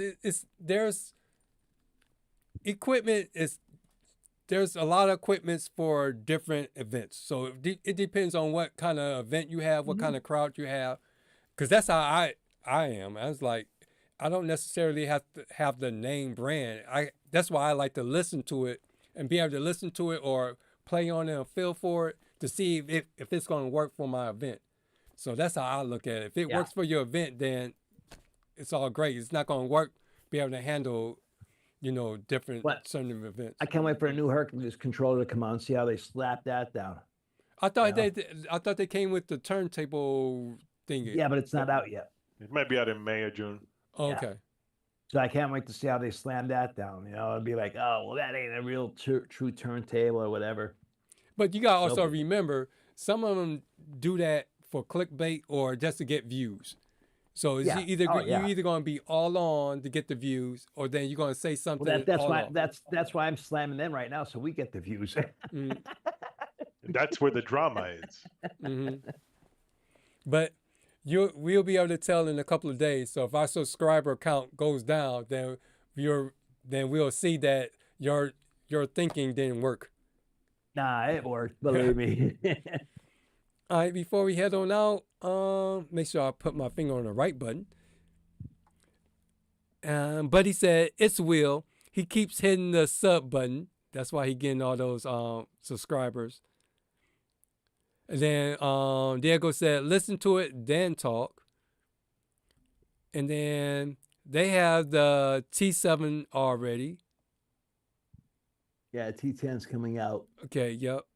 And you can blame it on Mike. Mm-hmm. But I wonder if the Exitons... What? He's been... Oh, man, cutie pie. What are you doing that to me for? A shot a jack every time. I think we should hold the Exoton talk until next week. Mm-hmm. But I wonder if they ever going to come out into like a store. If a store is ever going to pick them up. I think that's why they're so cheap, because they cut out the middlemen. Okay. Yeah. Because I just want to be able to hear one in person. I want to hear one too. Maybe we should send a message out on the help desk to see if anybody in like our areas has any gigs with the Exotons. Maybe we could stop by and just listen to them before the party starts. Yeah. I mean, they had, the Expo in Pittsburgh, and Rick Webb, Jason Janay, and Joe Bunn, they're all dancing around. And what was playing? The Exotons. I gotta hear. Now they're no good. Okay, I'm gonna drop the subject. Yeah. I want to hear them. For spring to come. Everybody says they're super bright. I'm like, we could EQ that. Let's see. Yeah. Okay, dope. If we don't have anything, you're not the brightest bulb on the tree. Okay. If we don't have anything else to add, we'll see you all next week. Oh, never mind, because I don't want to, because we'll be here for another 30 minutes. All right. I'm just peace. Okay. Hope you all go out there and crush those gigs this weekend and have a nice weekend. Hopefully we'll see you next week here on the CUEITUP DJ podcast. And remember, before it's time to spin, you got to first cue it up. Prepare for the worst, hope for the best. Yep. Practice that's our motto in Cleveland. Practice and enjoy, like Brian Esra would say.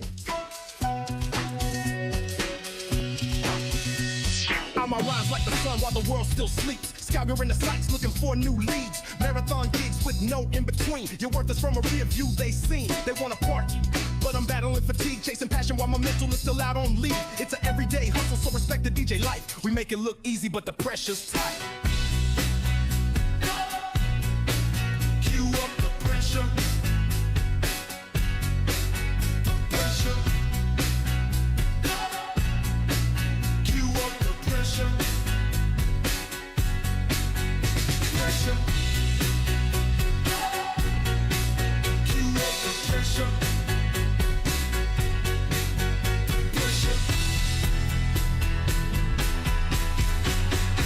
Every dollar earned got a story to tell.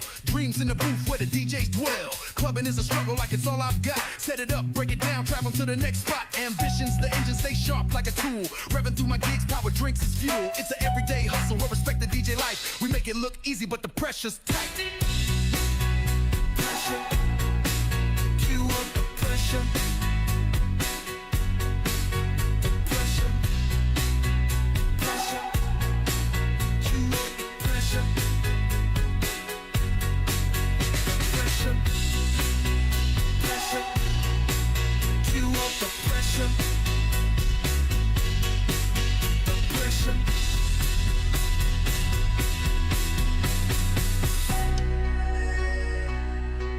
Cue up the pressure.